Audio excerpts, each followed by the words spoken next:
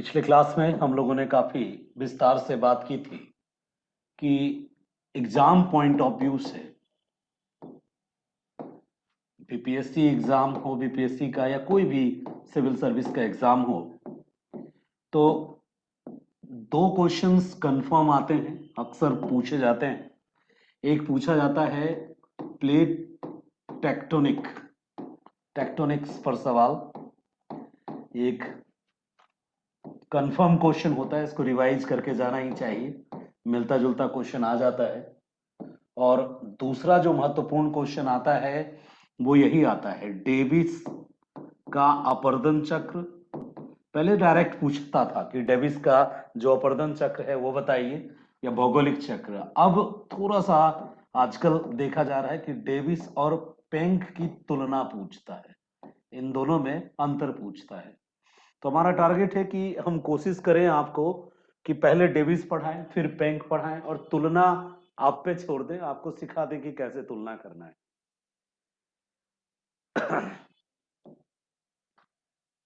आप अब तक जो सीखे हैं उसके अकॉर्डिंग हम बात कर ले। पिछले क्लास में जो लोग प्रेजेंट होंगे या जो लोग पढ़े होंगे पिछले क्लास में, जो नहीं पढ़े हैं उनको हम अवेलेबल करा रहे हैं धीरे धीरे। सारा लिंक आपको टेलीग्राम पे भी अवेलेबल करा रहे हैं, और ग्रुप में भी हम जहां तक पॉसिबल है कर देंगे। देखिए, डेविस को यदि आप लिखना चाहते हैं, मान लीजिए एग्जाम में आ गया कि डेविस के अपवर्तन चक्र या सामान्य अपवर्तन चक्र या भौगोलिक अपवर्तन चक्र, कभी कभी डेविस लिख के नहीं देता है।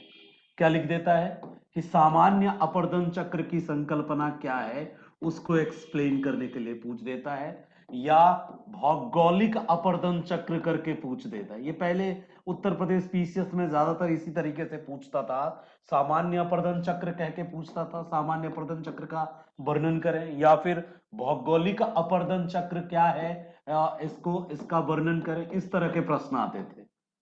तो डेविस लिखे या सामान्य अपवर्तन चक्र लिखे या भौगोलिक अपवर्तन चक्र लिखे, सबका उत्तर एक ही है। यदि ये प्रश्न आता है तो हमारा प्रारूप क्या होना चाहिए, एग्जाम पॉइंट ऑफ व्यू से क्या प्रारूप होना चाहिए। तो सबसे पहला जो हमारा फर्स्ट पेज हो, उसमें जो हमारा परिचय वाला सेक्शन हो, उसमें हम कोशिश करें कि अपवर्तन चक्र की संकल्पना जो आई उसका एक हिस्टोरिकल बैकग्राउंड बना सकते हैं कि अपवर्तन चक्र की जो संकल्पना थी, सबसे पहले इस संकल्पना को देने वाला व्यक्ति कौन है।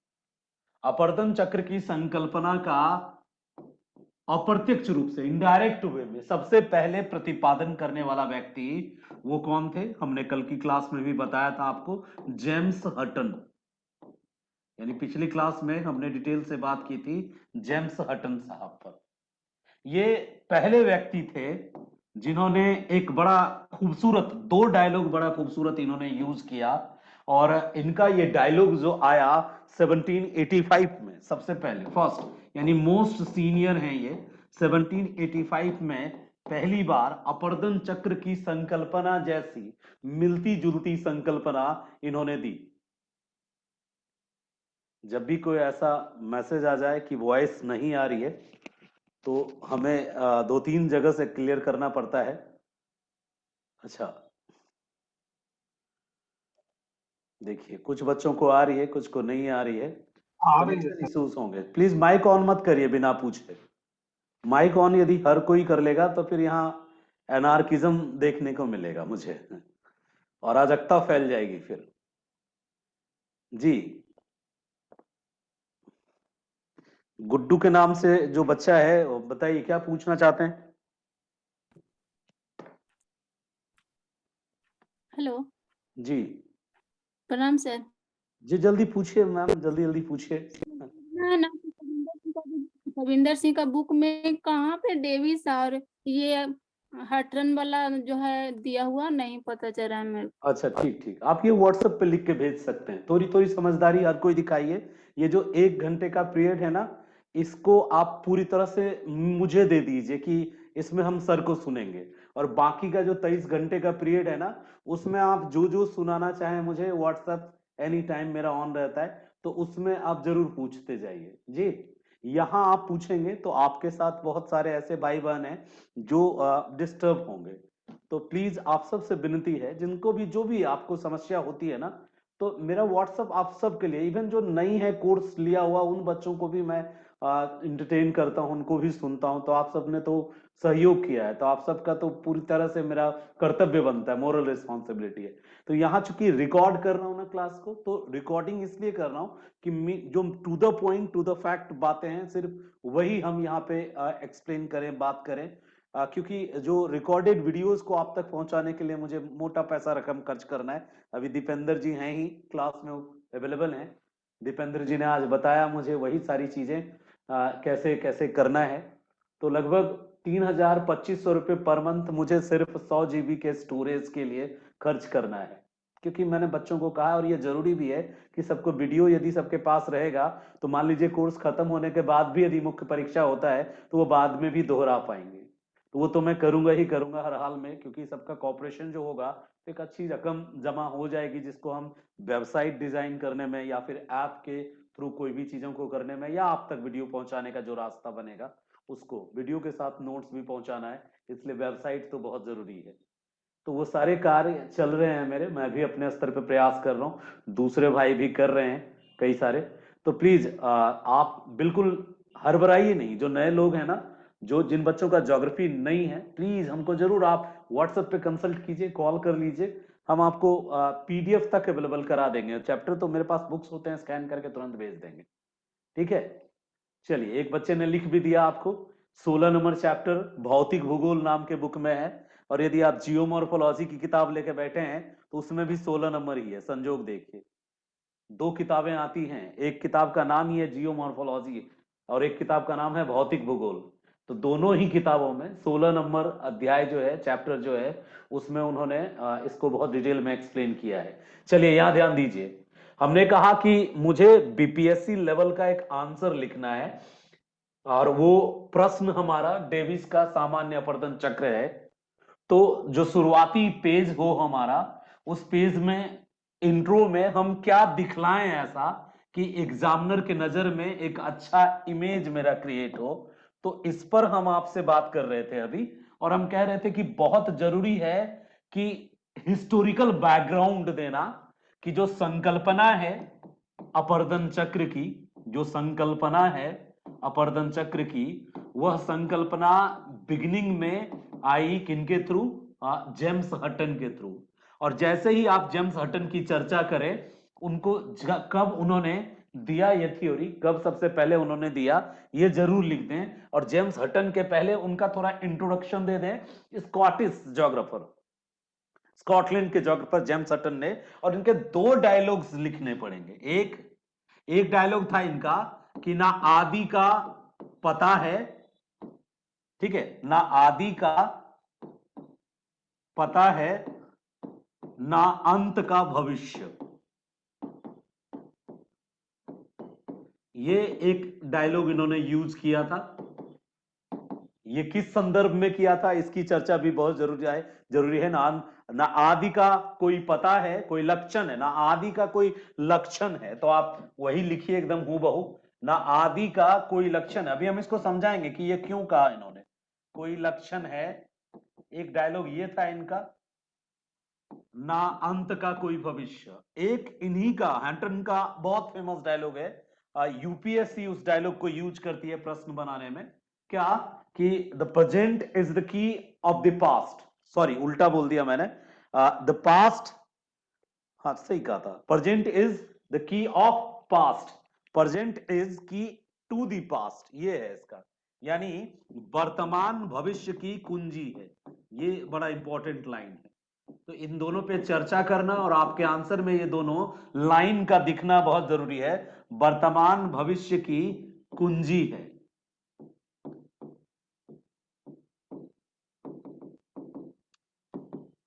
दो तीन दिनों से मैं बुखार के चपेट में था, लेकिन मेरी इच्छा थी कि ज्यादा अनुपस्थिति यदि होगी तो वो रिदम टूट जाएगा आप सबों का, इसलिए मैंने कोशिश की कि क्लासेस कंटिन्यू होनी चाहिए। और जो 2 दिन अब्सेंट हुआ उसके पीछे का कारण बस स्वास्थ्य ही है थोड़ा, अब बेहतर है। चिंता तो ये भी हो रही थी कि कहीं ये ओमिक्रॉन प्रोमिक्रॉन तो नहीं है, लेकिन अब सब ठीक है। तो बिगिनिंग में, इंट्रोडक्शन में, डेविस के इंट्रोडक्शन में ये दो डायलॉग लिखेंगे आप, और ये दोनों डायलॉग स्कॉटिश जोग्राफर और स्कॉटलैंड के भूगोलवेत्ता जेम्स हटन ने 1785 में कॉइन किया था। वो एक प्रोफेसर थे, जूलॉजी के प्रोफेसर थे, जूलॉजी यानी भूगर्भ विज्ञान के प्रोफेसर थे स्कॉटलैंड के, नाम था जेम्स हटन। 1785 में उन्होंने एक कॉन्सेप्ट दिया था, एक संकल्पना दी थी उन्होंने, और उनकी जो संकल्पना थी बेसिकली वो पृथ्वी का इतिहास लिखना चाहते थे। जो रोज योगेंद्र त्यागी जी कहते हैं कि sir please geological time scale बता दो, मैं जान के रुक रहा हूं। बहुत सारे हमारे भाई बहन ऐसे हैं वो टेक्निकल टर्म ज्यादा लंबा देखेंगे तो थोड़ी उन्हें परेशानी होगी। पहले थोड़ी सी समझ ज्योग्राफी की हो जाए, एक बार कंप्लीट कर लें थोड़ी मैटर को, उसके बाद हम उसको लेके आएंगे। जियो उसमें टर्मिनोलॉजीज जो है वो थोड़ा सा अलग अलग तरह के हैं, मैं इजी बना के बता दूंगा, थोड़ा मेरा मूड बनने दीजिए उसके लिए, क्योंकि वो एग्जाम में डायरेक्टली इंपॉर्टेंट नहीं है, बट इनडायरेक्ट वे में आंसर्स के स्टैंडर्ड को बढ़ाने के लिए उसको हम यूज कर सकते हैं। तो पहले हमारे पास रॉ मटेरियल हो तब ना टूल्स को यूज करेंगे, तो पहले पूरी कहानी समझ लेते हैं तब हम उसको यूज करेंगे। जब हम अर्थ का इंटीरियर पढ़ लेंगे, जब हम अर्थ को वॉल्केनोज पढ़ लेंगे, तब हमको वो टेबल समझने में मदद मिलेगी। तो थोड़ी सी जानकारी भूगोल की होने दीजिए। त्यागी जी को तो पहले वो एक बार पढ़ चुके हैं आगरा में मुझसे, इसलिए उनकी इच्छा है कि भाई उनको उनकी जो जरूरत है पहले वो पूरी की जाए, उनको भी सुनेंगे। तो इंट्रोडक्शन में स्कॉटिश जोग्राफर का जिक्र करना जरूरी है, चाहे हमसे डेविस पूछे, चाहे हमसे पेंक पूछे, चाहे दोनों का अंतर पूछे। मास्टर की है ये, कोई भी क्वेश्चन पूछे, चाहे मुझे केवल डेविस का अपरदन चक्र या सामान्य अपरदन चक्र या भौगोलिक अपरदन चक्र की चर्चा करें पूछे, वहां भी शुरुआत हम इसी से करेंगे, हटन से। और यदि हमसे कोई पूछता है कि डेविस और पेंक में अंतर बताओ, या सीधे पेंक का जो मल्टी पॉलीसाइक्लिक है, बहुचक्रीय अपरदन चक्र का सिद्धांत यदि पूछता है, बहुचक्रीय अपरदन चक्र का सिद्धांत पूछता है, तो वहां पेंक आते हैं। या फिर रिजुविनेशन पूछता है, पुनर्यौवन पूछता है, तो वहां भी पेंक की चर्चा करनी पड़ती है। तो कुल मिला के इस टॉपिक से 5 तरह से प्रश्न पूछे जा सकते हैं। पहला प्रश्न, यदि एकदम अच्छे मूड में है क्वेश्चन सेटर, तो पूछेगा सामान्य भौगोलिक चक्र या फिर सामान्य अपरदन चक्र या भौगोलिक अपरदन चक्र। ये सबसे इजी इजी इजी तरीका है पूछने का। थोड़ा सा कॉम्प्लिकेटेड करना हो उसको, थोड़ा टिपिकल करना हो, यानी आपकी समझ और ज्यादा देखनी हो, तो फिर वो दोनों में अंतर पूछेगा कि जो पेंक है डेविस से कैसे भिन्न कैसे है। केवल पेंक भी पूछ सकता है कि जो polycyclic theory of erosion cycle जो है पेंक का, वो एक्सप्लेन करो। या फिर वो आपसे पूछ सकता है रिजुविनेशन क्या है, पुनर्यौवन क्या है। ये अपरदन चक्र की संकल्पना से जुड़ी हुई ही एक और कॉन्सेप्ट है जिसको हम कहते हैं रिजुविनेशन, पुनर्यौवन, नदी का फिर से जवान हो जाना, बुढ़ापे में नदी को जवानी आ जाना। तो वो कौन कौन से कारण है कि नदी फिर से यंग स्टेज में चली जाती है, वो क्या रीजन है कि नदी फिर से अपने बॉटम को काटने लग जाती है। जो कभी बचपन में काटती थी बॉटम को, वो दोबारा कब से क्यों नदी काटने लग जाती है। तो इन चीजों को भी हम समझेंगे अभी। तो इंट्रोडक्शन किसी क्वेश्चंस का, अपरदन चक्र इरोजन साइकिल से आने वाला कोई भी क्वेश्चन हो, बिगिनिंग में हमारा डायलॉग एक ही होगा, सेम होगा, और हम इन दोनों में से किसी कोटेशन से भी स्टार्ट कर सकते हैं। अब आपको कौन सा सूट करता है, या तो आप सिंपल वे में लिख सकते हैं कि अपरदन, ये प्रस्तुत क्वेश्चन के अकॉर्डिंग लिख देंगे। जैसे मान लीजिए ये क्वेश्चन है हमारा, तो लिखेंगे कि अपरदन चक्र की संकल्पना सबसे पहले जेम्स हटन महोदय ने दी थी। स्कॉटिश, वहीं लिख देंगे स्कॉटिश ज्योग्राफर जेम्स हटन महोदय ने दी थी। वे एक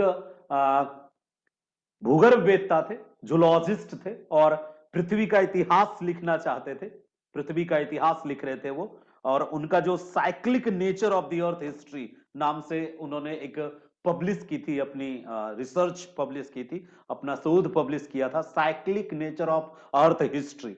यहां से ये साइक्लिक कॉन्सेप्ट आया, और इसी साइक्लिक कॉन्सेप्ट को आगे चलकर डेविस, पेंक और एलसी किंग, गिलबर्ट, लॉयल, ऐसे लोगों ने एक नए तरीके से प्रस्तुत किया। यानी सबको इंस्पायर्ड करने वाला, सबको प्रेरित करने वाला यही पर्सन है। तो आप खुद तय करना कि आप कैसे शुरू करना चाहते हो। बिगिनिंग में या तो तुम डेविस पूछा तो थोड़ा डेविस देके दूसरे पैराग्राफ में हिस्टोरिकल बैकग्राउंड, या कोई कोई बच्चा पहले हिस्टोरिकल बैकग्राउंड उसके बाद फिर डेविस का परिचय। ये आप खुद निर्णय लेना है, दोनों तरीका सही है, आप अपना निर्णय लेना, ठीक है। साथ ही साथ ये डायलॉग जरूर लिखना कि हटन महोदय ने अपने earth history, cyclic nature of earth history, cyclic nature of earth history मतलब पृथ्वी के इतिहास की चक्रीय प्रकृति, पृथ्वी के इतिहास की चक्रीय प्रकृति में दो वक्तव्य दिए थे, दो स्टेटमेंट दिया था। एक उनका स्टेटमेंट था कि ना आदि का कोई लक्षण है, ना अंत का कोई भविष्य, और दूसरा लक्षण था, दूसरा स्टेटमेंट था वर्तमान भविष्य की कुंजी है। यहां पे हटन, जेम्स हटन साहब, जेम्स हटन ये एक्सप्लेन करने की कोशिश कर रहे हैं कि अर्थ में जो भी चेंजेस आते हैं वो साइक्लिक नेचर के होते हैं। मतलब क्रस्ट का फॉर्मेशन, क्रस्ट का डिस्ट्रक्शन, अगेन क्रस्ट का फॉर्मेशन, पेंजिया का विखंडन और बहुत ज्यादा विखंडन, टूटना, पुराने पेंजिया का नष्ट होना, नए क्रस्ट फॉर्मेशन के साथ नए पेंजिया का ओरिजिन होना और फिर उस पेंजिया का टूटना। यानी ये एक चक्र की तरह पृथ्वी की सतह पर चलता रहता है। वो जियोलॉजिस्ट थे, तो वो बतलाने की बस उनकी यही कोशिश थी। याद कीजिए प्लेट टेक्टोनिक्स को, हमने बताया था ना कि वेगनर ने कहा था कि पेंजिया टूट गया और पेंजिया फैल रहा है, आने वाले समय में और पेंजिया टूटेगा। फिर याद कीजिए हैरी हेस को, उसने कहा था कि ओशियंस के बीच में यानी मिड ओशियनिक रिज निकल रहा है, ये नया क्रस्ट है, ये नया क्रस्ट है। सोचो यदि ये नया क्रस्ट निकलते निकलते बहुत बड़ा हो जाए और पुराना क्रस्ट ऐसे ही नष्ट होता जाए जहां पे डिस्ट्रक्टिव मार्जिन है, जैसे रिंग ऑफ फायर के आसपास, तो पुराने वाले सारे क्या हो जाएंगे, खत्म हो जाएंगे और नया क्रस्ट जो फॉर्मेशन होगा एक फिर नए पेंजिया को जन्म देगा। फिर ये नया पेंजिया वैसे ही विखंडित होगा कुछ करोड़ों वर्ष में, फिर से वो 7 कॉन्टिनेंट, 8 कॉन्टिनेंट हो सकता है, 10 कॉन्टिनेंट हो सकता है, 5 कॉन्टिनेंट, डिपेंड करता है कुछ समय कितने फोर्स काम किए, फिर से कॉन्टिनेंट फॉर्मेशन होगा। वही प्रक्रियाएं फिर से चलेंगी। यानी पृथ्वी पर हर कुछ चक्र में चलता है, ये बतलाने की कोशिश की थी। और ये कौन सा चक्र कहां से स्टार्ट हुआ है और कहां ये खत्म होगा, ये कहना, चक्र में आदि यानी बिगिनिंग को ढूंढना, किसी साइकिल के अंदर बिगिनिंग को ढूंढना और उस साइकिल में एंडिंग को ढूंढना, ये डिफिकल्ट है। तो इसको समराइज वर्जन में सिर्फ आप डायलॉग डायलॉग यूज कर सकते हैं। किसके अकॉर्डिंग? जेम्स हटन ने कहा था no vestiges of a beginning and no prospect of an end. Hindi में लिख दिया है मैंने वहां पे। और फिर उन्होंने ही कहा था प्रेजेंट इज की ऑफ द पास्ट। हटन ने यह भी कहा था कि हम यदि पास्ट को समझना चाहते हैं, हम समझना चाहते हैं कि पास्ट में क्या था, कैसे बना ये कॉन्टिनेंट, तो हमें पास्ट को समझने के लिए प्रेजेंट में जो हो रहा है उसको समझना होगा। और प्रेजेंट में क्या हो रहा है भाई? सी फ्लोर स्प्रेडिंग हो रहा है, यानी मध्य महासागरीय कटक बन रहा है, मध्य महासागरीय कटकों का निर्माण हो रहा है। इन कटकों के निर्माण को और प्रशांत महासागर में पुराने क्रस्ट को नष्ट होते यदि हम देखें, ये प्रेजेंट है, वर्तमान है, तो हमें भविष्य का पता चल जाएगा कि आगे क्या होने वाला है। यानी आगे नए क्रस्ट का निर्माण होने वाला है, नया पेंजिया बनने वाला है फिर से, और तब तक पुराना पेंजिया धीरे धीरे धीरे धीरे करके नष्ट हो जाएगा, आपस में टकरा टकरा के, अपर्दन के थ्रू। तो ये बिगिनिंग में एक छोटे पैराग्राफ में लिखना है। सबसे बड़ी बात है गागर में सागर भरना है आपने। यानी या तो इसको सेकेंड पैराग्राफ बना सकते हो, फर्स्ट में बस थोड़ा सा डेविस का परिचय, यदि डेविस पूछा है तो डेविस का परिचय, और यदि पेंक पूछा है तो पेंक का परिचय, और बहुत 2-3 लाइन में बस personal information regarding them, personal information कि कौन थे, कहां के। जैसे डेविस का पूरा नाम जो है विलियम मॉरिस डेविस है, अमेरिकन ज्योग्राफर थे, ठीक है, अमेरिकन ज्योग्राफर हैं, जियोमॉर्फोलॉजिस्ट हैं, भू आकृति विज्ञान के पिता कहे जाते हैं। ये उनका व्यक्तिगत इंफॉर्मेशन है। पैरा चेंज करके हम सीधे आते हैं कि डेविस अपने अपर्दन चक्र की संकल्पना के लिए जाने जाते हैं, और अपर्दन चक्र की जो संकल्पना है उनकी, भौगोलिक चक्र के नाम से भी इनको जानते हैं, इनको सामान्य अपर्दन चक्र भी कहते हैं, और इसी के कारण उनको जियोमॉर्फोलॉजी का फादर भी कहते हैं। तो ये जो कॉन्सेप्ट उनके उनमें आया, उनको आया, ये प्रेरित किया उनको जेम्स हटन साहब ने। जेम्स हटन वो पहले व्यक्ति थे जिन्होंने इस चक्रीय पद्धति, पृथ्वी पर होने वाले बाह्य शक्तियों द्वारा पृथ्वी पर होने वाले परिवर्तनों को के संदर्भ में सबसे पहले चक्रीय प्रकृति की बात हटन ने की। हटन ने 1785 में दो ऐसे स्टेटमेंट्स दिए जो आज भी बहुत ही ज्यादा लोकप्रिय हैं, जैसे present is the key of past. आप किसी का वर्तमान देख लो, उससे साफ पता चल जाएगा कि उसका पास्ट कैसा बीता होगा। ठीक है, ये हटन ने कहा था। और हटन ने यह भी कहा था कि अर्थ पे जो कुछ भी चेंजेस होते हैं वो नेचर बाय नेचर साइक्लिक होते हैं। पृथ्वी पर जो भी परिवर्तन होता है स्वभाव से वो चक्रीय प्रकृति का होता है, साइक्लिक नेचर का होता है। संभवतः यहीं से प्रेरित होकर के डेविस ने अपने चक्रीय संकल्पना को प्रतिपादित किया। यहां तक दूसरा पैराग्राफ क्लियर। दूसरे पैराग्राफ के बाद हम तीसरे पे आएंगे, थर्ड पैराग्राफ पे आएंगे।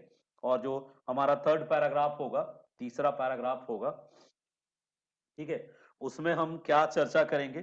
पहले में हमने लिख दिया डेविस के बारे में पर्सनल, और दूसरे में हम किसके बारे में पर्सनल लिखेंगे। हमारा पहला हो गया या तो डेविस या पेंक, दूसरा हो गया हिस्टोरिकल बैकग्राउंड, तीसरे में हम डेविस की जो थ्योरी है यानी जो उन्होंने बतलाया उसको चर्चा करेंगे। यानी अब डेविस के डायलॉग लिखने के टाइम आ गए। ठीक है, ये थर्ड पैराग्राफ है।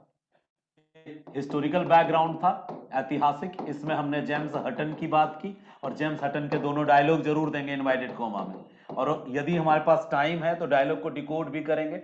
ये इनका पर्सनल इंट्रो ऑफ डेविस था। ठीक है, यदि डेविस पूछा है तो, पेंक पूछेगा तो पेंक लिख देंगे।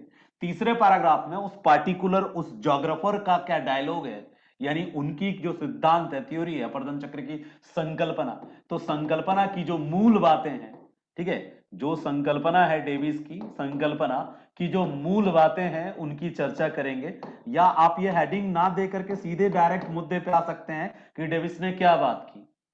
हम बताएंगे कि डेविस महोदय ने सबसे पहले अपनी जो संकल्पना दी वो 1899 में दी, 1899 में उन्होंने अपनी संकल्पना दी। अमेरिकन भूगोलवेत्ता थे, और जैसा कि हम जानते हैं कि American geographers models, graphical representation, graphical presentation models के लिए जाने जाते हैं। अमेरिकन जोग्राफर्स अपने अपने थ्योरीज में mathematical calculation, graphical presentation, models, इन चीजों के लिए जाने जाते हैं, वो इनको प्रिफर करते हैं। He was also an American geographer, तो इसलिए उन्होंने 1899 में जो एक्सोजेनेटिक फोर्सेस हैं, बाह्य शक्तियां जो हैं, एक्सोजेनेटिक फोर्सेस, बाह्य शक्तियों के कार्यों के आधार पर, कार्यों के आधार पर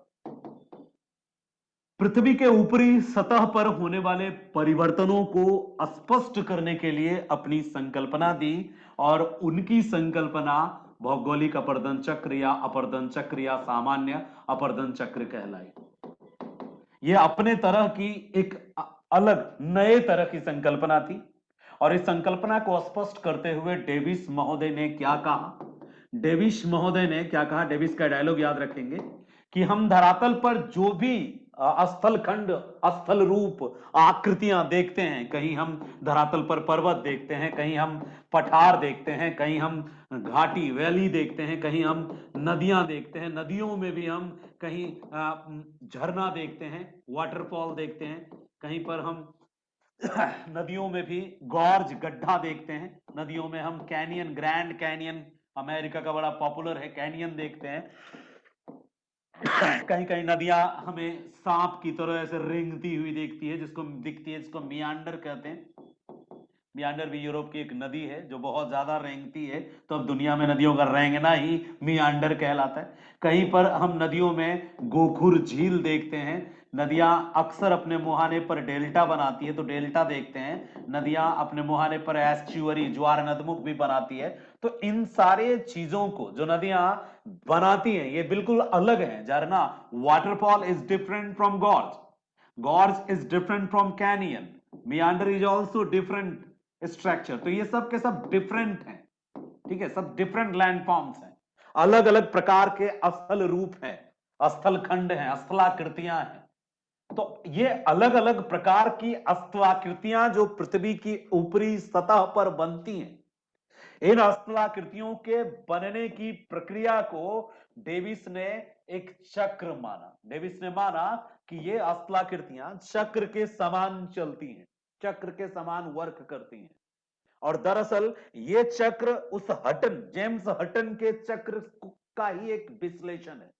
जेम्स हटन ने पूरी पृथ्वी पर होने वाले परिवर्तन को चक्रीय बताया, जबकि डेविस ने पृथ्वी के एक विशेष खंड में होने वाले जो परिवर्तन है उनको भी चक्रीय बतलाने की कोशिश की। यह चक्र क्या है? इस चक्र को बताने के लिए डेविस ने अपरदन के दूतों में से एक एजेंट ऑफ इरोजन में से एक नदी को चुना। अपरदन के दूतों में से किसको चुना? फ्लोइंग वाटर, नदी को चुना। डेविस की स्टडी जो है, विलियम मॉरिस डेविस की स्टडी जो है वह नदी पर आधारित है। वो है यूएसए की नदी है मिसिसिपी और मिसौरी। तो मिसिसिपी और मिसौरी नदी है जिसके स्टडी पे उनकी पूरी की पूरी इन दोनों नदियों की जो घाटियां हैं, यानी कि उद्गम ओरिजिन से लेकर के उसके माउथ यानी मुहाने तक जो भी इनके डिफरेंट डिफरेंट अस्लाकृतियां ये बनाती हैं, उसके आधार पर डेविस ने अपनी संकल्पना प्रस्तुत की। यानी डेविस का शोध इन दो नदियों पे। इनके अलावा डेविस ने यूरोप की नदियों का भी, यूरोपीय नदियों का भी अध्ययन किया। साथ ही साथ डेविस अपने अध्ययन के दौरान न्यूजीलैंड का भी मुआयना किया। यानी 3 क्षेत्रों से उन्होंने अपनी संकल्पना के लिए उदाहरण या अपने प्रमाण जुटाए। डेविस अपनी संकल्पना को स्पष्ट करते हुए जो अपना स्टेटमेंट देता है, वो डेविस कहते हैं कि जो भी स्थलखंड है, ये तीसरा पैराग्राफ है हमारा, हम तीसरे पैराग्राफ में हम डेविस के बिगिनिंग की बात कर रहे हैं। पहले में डेविस कौन था बता दिए, दूसरे में हमने हटन को बता दिया। अब हम डेविस की मूल बात है। डेविस ने 1899 में अपनी थ्योरी दी। डेविस जो है वह हटन के संपूर्ण पृथ्वी पर चलने वाले चक्र के अंदर चलने वाले चक्रों की बात की। डेविस के ये चक्र मूलतः एक्सोजेनेटिक फोर्सेस के द्वारा अर्थ के सरफेस पे बनाने वाली अस्लाकृतियों को स्पष्ट करने के लिए दिया गया है। डेविस कहते हैं कि जो ऊपरी सतह पर अस्लाकृतियां बनती हैं, उनमें सबसे प्रमुख रोल जो प्ले करता है वो इरोजन करता है। एजेंट ऑफ इरोजन सबसे बड़ा योगदान देता है अस्लाकृतियों के निर्माण में। लेकिन डेविस केवल अपरदन नहीं बल्कि एक चक्र को स्पष्ट करने के लिए 3 तकनीकी शब्दों का प्रयोग करते हैं, जिसको डेविस का ट्रायो बोलते हैं, ट्रायो ऑफ द डेविस, या डेविस का त्रिकूट कहते हैं। हिंदी में डेविस का त्रिकूट और अंग्रेजी में इसको कहते हैं triose of the Davis. Davis कहते हैं कि 3 चीजें हैं जो अस्लाकृतियों के निर्माण में योगदान देती हैं। एक स्ट्रक्चर, दूसरा प्रोसेस और तीसरा अवस्था या समय। दरअसल डेविस अवस्था टर्म यूज करता है, याद रखना। बाद में पेंक कहता है कि डेविस ने जो ये टर्म यूज किया अवस्था, ये गलत है। पेंक डेविस के हर पॉइंट को गलत बताने की, साबित करने की कोशिश करता है, और इसी कारण से दुनिया उसी को गलत समझ लेती है। जब आपका नेचर हो जाता है ना कि आप सबको गलत बताने लगते हो, तो आप ही को लोग गलत समझ जाते हैं। यही खिसका हुआ है। डेविस के हर पॉइंट को उन्होंने स्ट्रक्चर की भी आलोचना की है, प्रक्रम की भी आलोचना की है, और कहा है कि प्रक्रम सही से नहीं बताया डेविस ने, अवस्था भ्रामक है, कंफ्यूजनल है अवस्था टर्म। तो डेविस ने ये 3 टर्म यूज किए थे अपने अपरदन के चक्र को समझाने के लिए। और डेविस का मानना था कि धरातल की ऊपरी सतह पर जो स्थलाकृतियां बनती हैं वो मूल रूप से अपरदन का परिणाम है। और अपरदन के अंदर डेविस ने परिवहन, निक्षेपण, सारी क्रियाविधियों को उसी में शामिल करके स्पष्ट करने की कोशिश की। और क्योंकि अपरदन एक डोमिनेंट यानी सबसे ज्यादा प्रभावकारी क्रिया थी, यहीं से शुरू होती है क्रिया, डेविस ने ट्रायो यूज किया, त्रिकूट यूज किया। क्या संरचना, प्रक्रम और अवस्था। और संरचना, प्रक्रम और अवस्था को स्पष्ट करते हुए डेविस ने एक और डायलॉग यूज किया कि स्थलाकृतियां जो भी हम देखते हैं धरातल की ऊपरी सतह पर, वह इन्हीं तीनों के आपसी क्रिया का परिणाम है। उसका डायलॉग याद रखना। जैसे तुमने पहले पेज में ये डायलॉग याद किया आपने, फर्स्ट पेज में आपने ये डायलॉग याद किया ना, आदि वाला, बिगिनिंग से रिलेटेड, और present is the key of the past. उसी तरह से डेविस का डायलॉग याद रखना, अ landscape is a function of structure, process and time. Time की जगह डेविस ने मेनली स्टेज यूज किया था, स्टेजेस, तो आप भी स्टेजेस ही लिखना कि लैंडस्केप्स यानी स्थलाकृति, landscape is a function of structure, process and time. बस यही पॉइंट याद रखना है। स्थलाकृति या स्थल रूप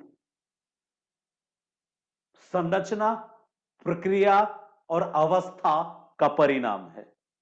इतनी बातें यदि आपने लिख दी तीसरे पैराग्राफ में, तो तीसरा पैराग्राफ आपका कंप्लीट हो गया, थर्ड पैराग्राफ कंप्लीट हो गया, जिसमें आपने समझो एक तरीके से इन तीनों पैराग्राफ को मिला के आपका इंट्रोडक्शन कंप्लीट हुआ। ये इंट्रो था। चूंकि 25 अंक का है, इसलिए विस्तार से लिखना चीजों को समझ के आधार पे अपने लैंग्वेज में। अब बात करना है आगे, और अब हम डेविस को जब एक्सप्लेन करेंगे, अगला पॉइंट हमारा क्या होगा, तो सीधा अब इसके बाद का पॉइंट होगा कि लिख देंगे डेविस द्वारा या डेविस का अपर्दन चक्र। इसमें सबसे पहले हम ये एक्सप्लेन करेंगे, ये मेरा फोर्थ पैराग्राफ है यानी फोर्थ पॉइंट है। इसमें हम बताएंगे कि डेविस के अनुसार अपर्दन तब शुरू होता है जब उत्थान पूर्ण हो जाता है।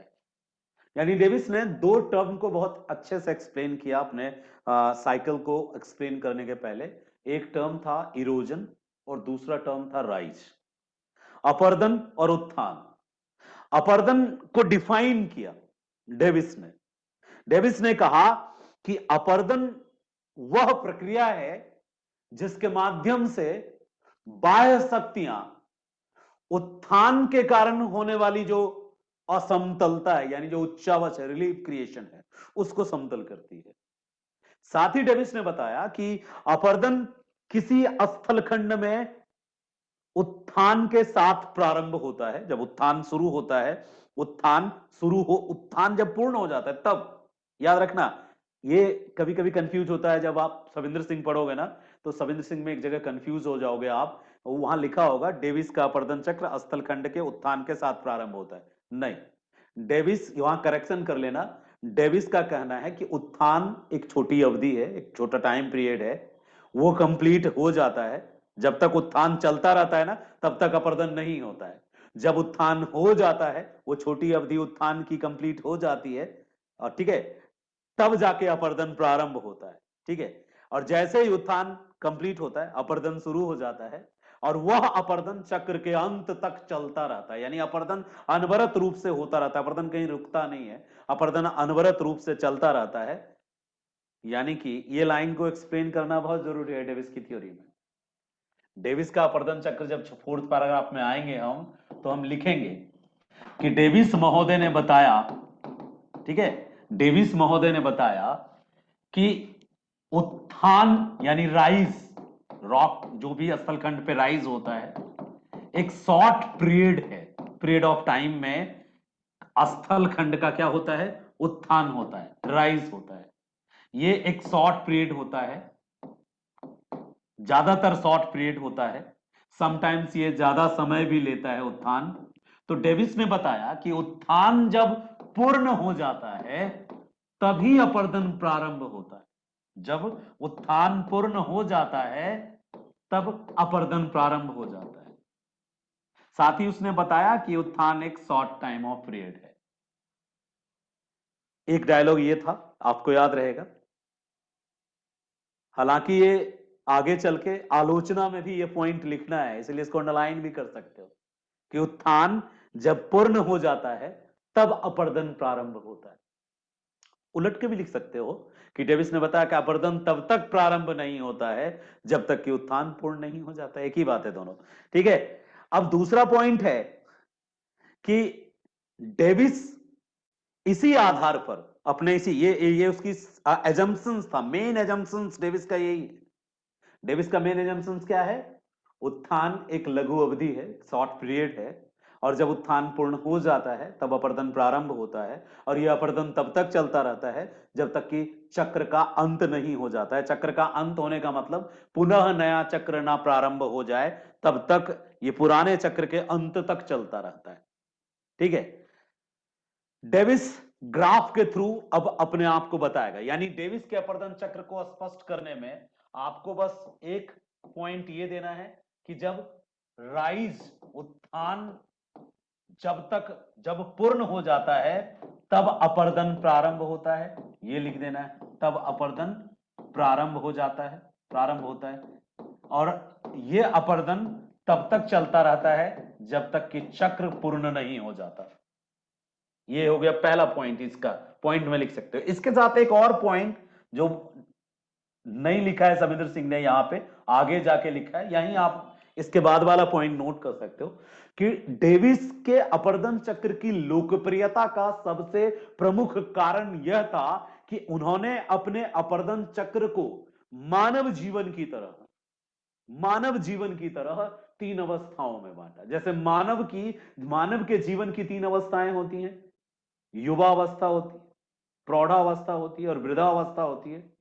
डेविस ने भी भूगोल में एक विशिष्ट, एक नए तरीके का प्रयोग किया, जिसमें उन्होंने, ऐसा किसी अमेरिकन ज्योग्राफर ने नहीं किया था। He was the first American geographer. ज्यादातर अमेरिकन ज्योग्राफर ज्योग्राफी को साइंस एज अ मैथमेटिक्स लेते थे, but he was the first geographer जिसने मानव जीवन से जोड़ करके अपने सिद्धांत की व्याख्या की। तो यहीं पे आप स्पष्ट करोगे कि डेविस ने अपने अपरदन चक्र को मानव जीवन से जोड़कर स्पष्ट किया। जिस प्रकार मानव के जीवन की 3 अवस्था होती है, युवा अवस्था, वयस्क अवस्था और वृद्धावस्था, इसको प्रौढ़ कहते हैं, प्रौढ़ अवस्था और वृद्धावस्था, वैसे ही डेविस ने यह माना कि जो अपरदन चक्र है, ये चक्र भी 3 अवस्थाओं से गुजरता है। जो पहली अवस्था होती है, इसमें अपरदन तीव्र होता है, ज्यादा होता है अपरदन, ये युवावस्था होती है। और जो दूसरी अवस्था होती है, अपरदन थोड़ा कम हो जाता है और परिवहन बढ़ जाता है। और जो तीसरी अवस्था होती है, इसमें अपरदन और परिवहन दोनों मंद पड़ जाता है और निक्षेपण शुरू हो जाता है। यानी कि युवावस्था को उसने main erosion time of erosional period का, इरोजन कट पीरियड का, और मैच्योर फेज को उन्होंने इरोजन कम ट्रांसपोर्टेशन फोकस किया, और जो ओल्ड फेज था इसको उन्होंने डिपोजिशन में रखा। तो यहीं पे इसको आप सिर्फ मानव जीवन के साथ जोड़ के दिखा देंगे। इसके बाद 5वां हिस्सा आएगा जिसमें हम graphical representation of the erosion cycle of Davis को एक्सप्लेन करेंगे, और वही मेन है, ग्राफ, डेविस का ग्राफ एक्सप्लेन करना और फिर डेविस की आलोचना करना, फिर डेविस फिनिश हो जाता है। ठीक है, चलिए अब आपको यह समझ में आ गया कि आपको चौथे पैराग्राफ में थोड़ी सी डेविस की ये वाली डायलॉग को एक्सप्लेन करना है, जिसका आगे चलकर आलोचना भी करना है, क्योंकि ये डेविस की बात गलत है। ये जो डेविस ने यूज किया है ना, कि जब पूर्ण होता है उत्थान, राइज कंप्लीट हो जाता है, तभी अपरदन प्रारंभ होता है। आप ही खुद सोचो कि क्या अपरदनकारी शक्ति उत्थान के पूर्ण होने का इंतजार करेगी? नहीं करेगी। और इसका उदाहरण भी अपने दिमाग में डाल लो। यदि ऐसा होता तो कोलोराडो नदी जो है, जो प्रशांत महासागर में गिरती थी, कोलोराडो नदी रॉकी माउंटेन सीरीज को पहले राइज होने देती, तब जाके यदि अपरदन करना चाहती तो कोलोराडो कभी भी रॉकी माउंटेन को काट नहीं सकती थी। आज कोलोराडो ने रॉकी माउंटेन को काट के ग्रैंड कैनियन, दुनिया का सबसे बड़ा कैनियन बनाई है। कैनियन का मतलब क्या होता है? कैनियन का मतलब होता है खड्डा, नाला, खड्डा, बहुत गहरा नाला, वो बनाई है। आप ग्रैंड कैनियन देखेंगे, नेट पर दिखेगा आपको, बड़ा खूबसूरत है। रॉकी माउंटेन्स को काट के वो बह गई है उस तरफ। इसका मतलब साफ है कि यानी कोलोराडो बहती ही रही होगी और राइज होता रहा होगा, यानी राइज के शुरू होने के साथ ही अपरदन जारी रखा होगा उसने, कोलोराडो नदी ने, और उसके अपरदन जारी रहने के कारण कोलोराडो का अस्तित्व बना रहा। भले ही कोलोराडो के दोनों तट पर रॉकी खड़ा हो गया उठ के, और कोलोराडो अभी भी वहीं बह रही है जहां बहती थी, तो एक विशाल काय कैनियन, ग्रैंड कैनियन का निर्माण हो गया। पूरा रॉकी कट गया उस नदी के अपरदन के कारण। तो खुद डेविस के सिद्धांत कि जो ये सबसे महत्वपूर्ण डायलॉग है, मेन एजम्पशन डेविस का, वो गलत साबित हो जाता है। कोलोराडो नदी द्वारा ग्रैंड कैनियन बनाया जाना डेविस के इस बात को गलत साबित करता है कि उत्थान जब पूर्ण हो जाता है तभी अपरदन शुरू होता है, जबकि सच्चाई ये है कि उत्थान के साथ ही अपरदन प्रारंभ हो जाता है, और ये अपरदन निरंतर निरंतर लगातार अनवरत रूप से चलता रहता है, जैसा कि कोलोराडो नदी के केस में हुआ। एक और एग्जाम्पल आप यहां पे दे सकते हो। ये सब एग्जाम्पल जो है मेन आपको यही औरों से अलग बनाएगा। जब हम आलोचना करें ना किसी की, तो साक्ष्य देना बहुत जरूरी हो जाता है, प्रूफ देना बहुत जरूरी हो जाता है जब हम आलोचना करते हैं। एक आलोचना भारत से भी करना, एक यूएसए से कोलोराडो नदी वाला, ग्रैंड कैनियन वाला एग्जाम्पल हो गया, जहां से हम डेविस को आगे गलत साबित करेंगे, आलोचना करेंगे। पेंक ने ही किया था ये आलोचना। पेंक ने भी बताया था कि डेविस का ये जो पंक्ति है, जो स्टेटमेंट है, ये भ्रामक है, ये कंट्राडिक्टरी है, एक तरीके से गलत है, ये विरोधाभास पता चलता है कि एक तरफ अपरदन हो रहा है और एक तरफ उत्थान का वेट करेगा। एक और एग्जाम्पल आप दे सकते हो हिमालय का। हिमालय की उत्पत्ति के पहले प्रायद्वीपीय पठार की नदियां टेथिस नाम की भूसन्नति में गिरती थी। हम टेथिस को सागर नहीं कहेंगे, आप भी मत कहना। टेथिस को क्या पुकारना हमेशा? भूसन्नति। जब भी लिखना आप ऑप्शनल वाले बच्चे, तो टेथिस को कभी सागर नहीं बोलना। जैसे कोई टेथिस सागर कहे तो समझना कि वो सामान्य अध्ययन करता है ज्योग्राफी का, उसको ज्योग्राफी के विशेष नॉलेज नहीं है, उतना डेप्थ में नहीं है, बस सामान्य जनरल में भी बहुत लोग बहुत अच्छा जानते हैं, जनरल स्टडीज वाले, तो वैसे ही उनको बस वो किताब पढ़े हैं, वो ज्यादा डेप्थ में नहीं पढ़े हैं। टेथिस एक सागर है ही नहीं। टेथिस क्या है? एक भूसन्नति। क्या होता है सागर और भूसन्नति में अंतर क्या है फिर? क्या अरब सागर एक भूसन्नति है? अरब सागर का कुछ हिस्सा, तटीय हिस्सा भूसन्नति है, पूरा अरब सागर एक भूसन्नति नहीं है। भूसन्नति क्या होता है? कॉन्टिनेंट का कोस्टल एरिया जो होता है वो भूसन्नति होता है। कॉन्टिनेंट के जो तटीय भाग में जो हिस्सा धंस जाता है समुद्र के नीचे, वह हिस्सा जो है वो भूसन्नति है, वो जल भराव वाला क्षेत्र है। ठीक है, कॉन्टिनेंट का जल भराव वाला क्षेत्र, तटीय क्षेत्र, जहां समुद्र का जल आके भर जाता है, गड्ढे को भर देता है, और तटीय नदियां उसमें मलबा भर के उसको फिर से कॉन्टिनेंट की तरह बराबर करने में लगी रहती हैं, उसको बोलते हैं क्या? जियोसिंक्लाइन।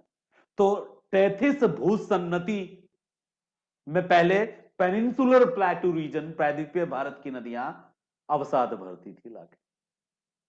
तो जब इस टेथिस भूसन्नति में, हर एक भूसन्नति को पर्वतों का पालना कहते हैं, जब इस टेथिस भूसन्नति में फोल्डिंग के कारण, तली पे दबाव पड़ने के कारण जो फोल्डिंग हुआ, उस फोल्डिंग के कारण जो मलबा, टेथिस का जो डिपॉजिट था, वो एक माउंटेन में कन्वर्ट हो गया फोल्डिंग के कारण, हिमालय माउंटेन।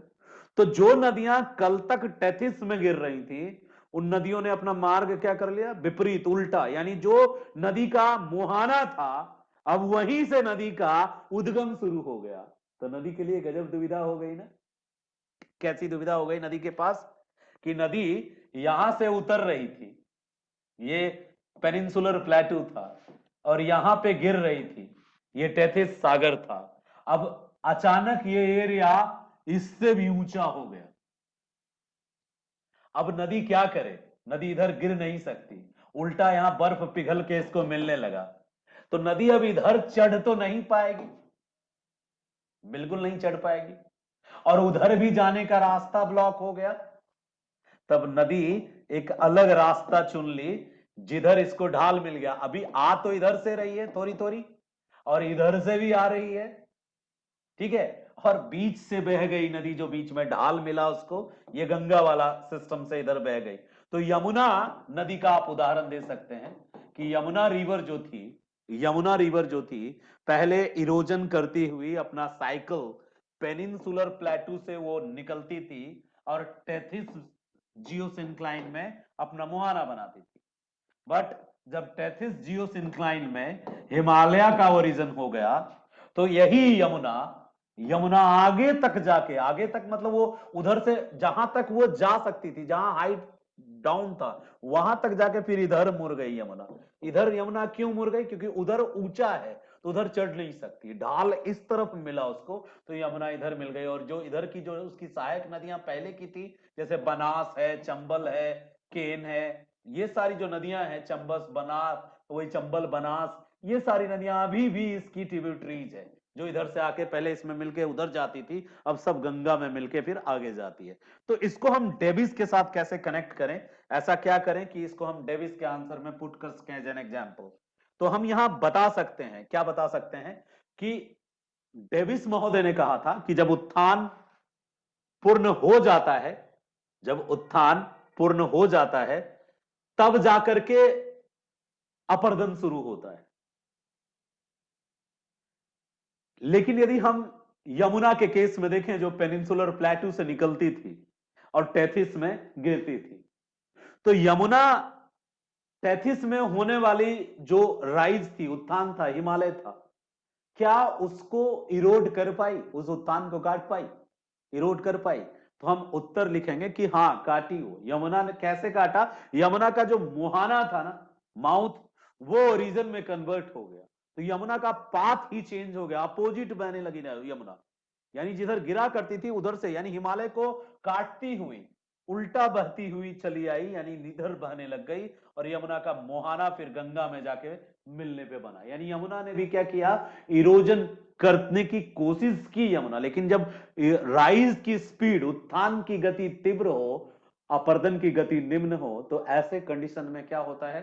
उत्थान ज्यादा हो जाता है, अपर्दन कम हो जाता है। इसलिए यमुना जो है हिमालय को काट के नहीं बह पाई। कोलोराडो काट के बह गई, लेकिन यमुना काट के नहीं बह पाई। इसका कारण था कि उत्थान की दर भी, उत्थान का rate of the rising is also a important factor. Example देने पे थोड़ा सा एग्जामिनर को एक अच्छा व्यू जाता है आपका। अब तीसरा पॉइंट, चौथा पॉइंट के बाद पांचवा, आप पांचवें पॉइंट पे आएंगे, फिफ्थ पॉइंट पे आएंगे, और आपके मन में कोई क्वेश्चन बना होगा तो लिखते जाइएगा, लास्ट में हम आपका सारा क्वेश्चन उठा लेंगे। अब हम पांचवा हिस्सा लिखेंगे। लिखेंगे क्या? डेविस के अपरदन चक्र का ग्राफीय निरूपण। डेविस के अपरदन चक्र का ग्राफीय निरूपण। ये ग्राफीय निरूपण देना बहुत जरूरी है। डेविस के अपरदन चक्र का ग्राफिकल प्रेजेंटेशन, ग्राफीय निरूपण, ये जान है इस क्वेश्चन की, और ग्राफ बनाना ज्यादा डिफिकल्ट नहीं। सबसे पहले तो एक दो लाइन डायलॉग मार देना कि डेविस महोदय ने अपने अपरदन चक्र की संकल्पना को प्रस्तुत करने के लिए ग्राफ, यानी ग्राफीय निरूपण प्रस्तुत किया, यानी ग्राफीय निरूपण को यूज किया। अच्छा, मान्यता वाले में डेविस की 5-6 मान्यता डाल सकते हैं, और उसको आप यहां अलग से भी डाल सकते हैं। सविंद्र सिंह में वो मान्यताएं दी हुई हैं, एजम्पशंस दिया हुआ है। पहला जो 5 मान्यताएं दे रखा है सविंद्र सिंह की किताब में, वो मैं पढ़ देता हूं, हालांकि पांचों समझा चुका हूं। आप उसको चौथे पैराग्राफ में डालना, उसको पांचों मान्यता। जैसे पहली मान्यता हमने दी ना, कि उन्होंने माना कि उत्थान जब पूर्ण हो जाता है तब अपरदन प्रारंभ होता है। इसके अलावा 5 मान्यता हैं, उनको देख लीजिए।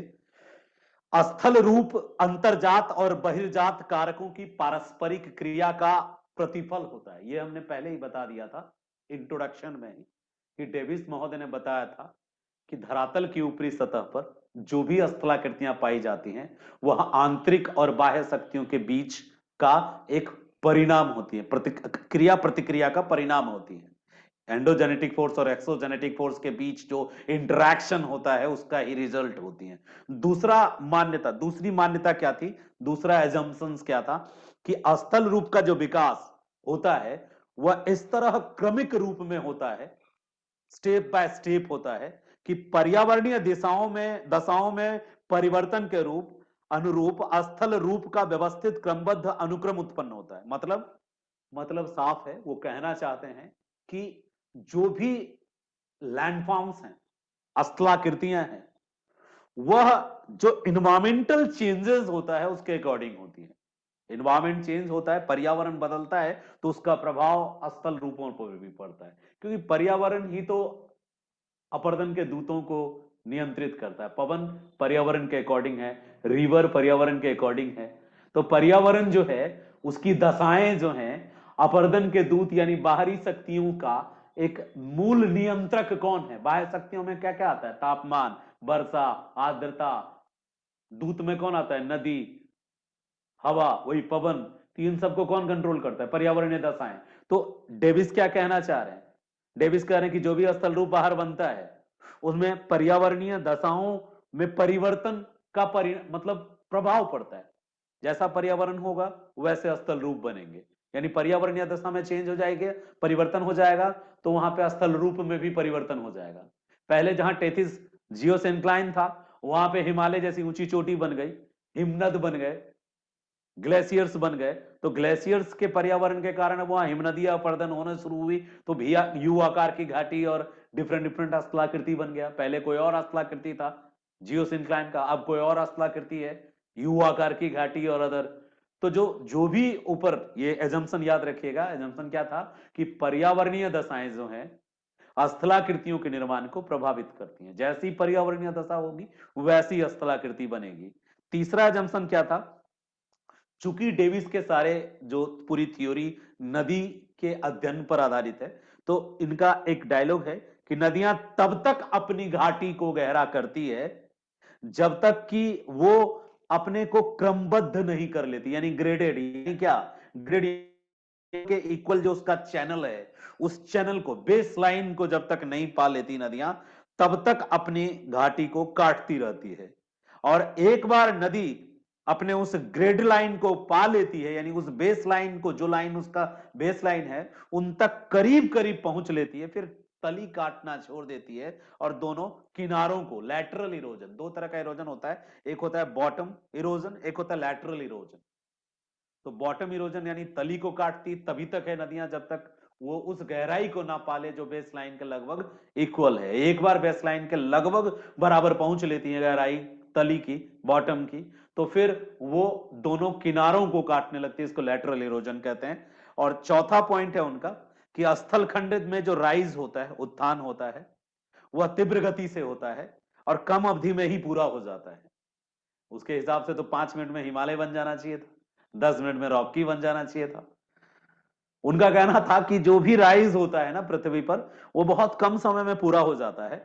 ऐसा डेविस ने जो कहा है, ये संभवतः उसी कारण से उनकी वो आलोचना होती है कि उत्थान पूर्ण होने पे अपरदन होता है। अपने इस बात को साबित करने के लिए उन्होंने ये भी कहा कि भारत बोल रहा हूं, स्थल खंड में जो राइज होता है, उत्थान होता है, वो अल्प अवधि में पूर्ण हो जाता है। ये स्टेटमेंट है, लास्ट स्टेटमेंट है कि जब तक उत्थान समाप्त नहीं हो जाता अपरदन प्रारंभ नहीं होता है। मैंने इन पांचों में से सिर्फ एक को लिखने के लिए आपको बतलाया था, ये सविंद्र सिंह जी का अपना एक्सप्लेनेशन है। मेरा मानना है कि इन पांचों में से ज्यादातर बातें हमने ऊपर पहले ही एक्सप्लेन कर रखा है, तो ये रिपीटेशन हो जाएगा। तो हम क्या लिखें? तो हम सिर्फ इनमें से एक बात लिखें। वो कौन सी बात? कि जब तक उत्थान उत्थान एक अल्पावधि है, और जब तक उत्थान पूर्ण नहीं हो जाता तब तक अपरदन अपरदन प्रारंभ नहीं होता है। इसलिए हमने एजम्पशन में सिर्फ एक बात लिखी थी, अब देख लो, उत्थान, जब तक उत्थान पूर्ण हो जाता है तभी अपरदन प्रारंभ होता है। ठीक है, ये पॉइंट लिखा था। इसकी जगह सविंद्र सिंह चार और पॉइंट देते हैं, वो चारों पॉइंट सिर्फ रिपीटेशन है।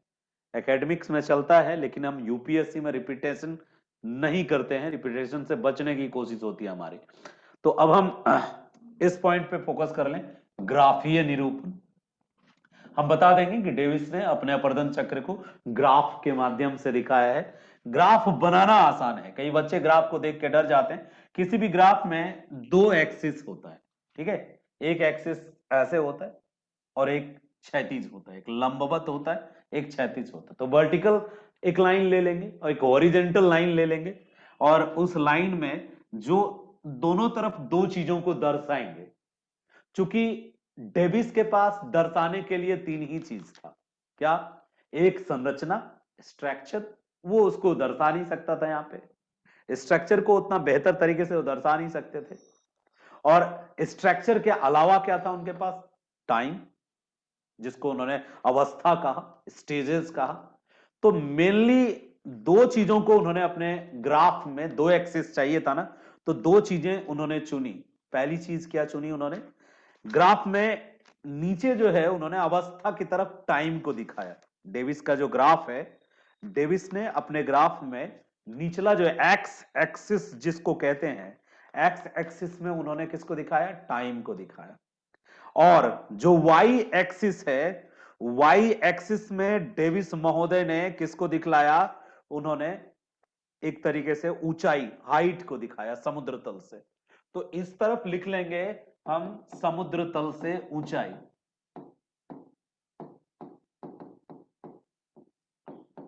ऊंचाई लिख लेंगे, ठीक है। और इस तरफ जो है आप समय लिख सकते हैं या फिर अवस्था लिख सकते हैं, ठीक है। समय और अवस्था, टाइम और स्टेज को उन्होंने एक ही मान करके दिखलाया।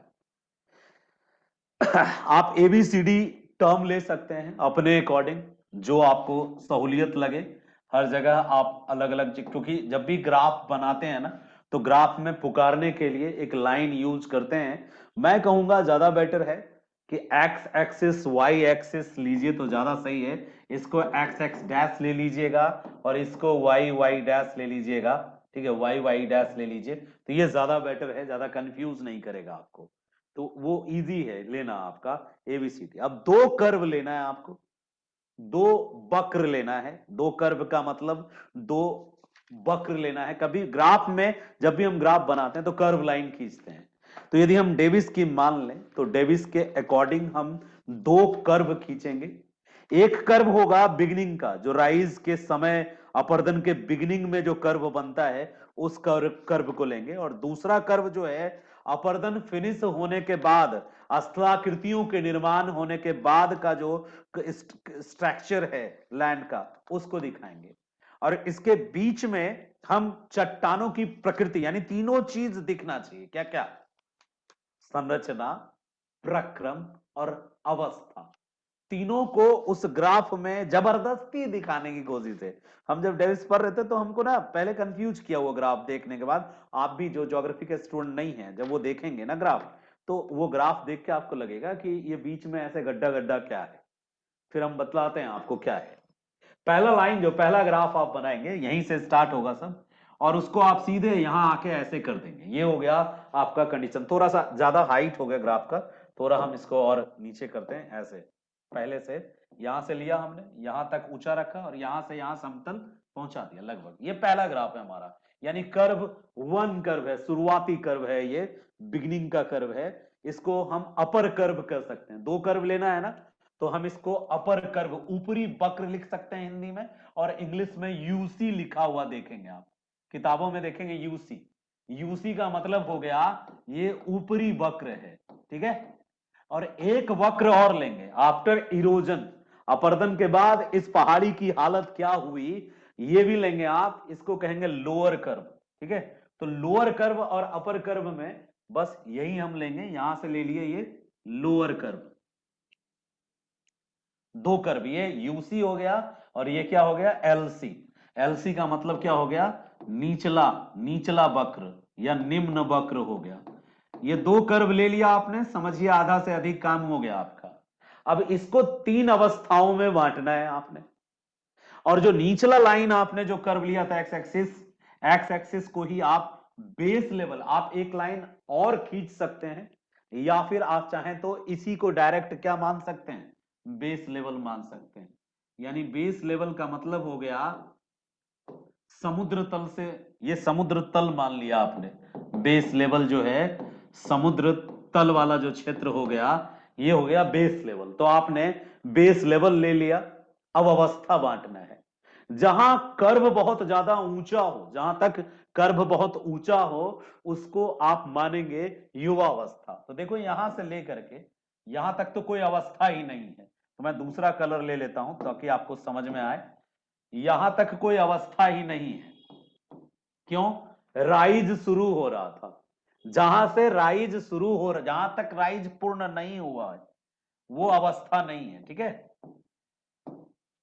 क्यों, डेविस ने क्या कहा था आपको कि जब उत्थान पूर्ण हो जाता है तब शुरू होता है ना अपर्दन। जहां से अपर्दन शुरू हुआ वहां से अवस्था शुरू हुई, और जहां जाके अप डाउन होना शुरू हुआ वहां समझ लीजिए कि एक अवस्था पूर्ण हो गई।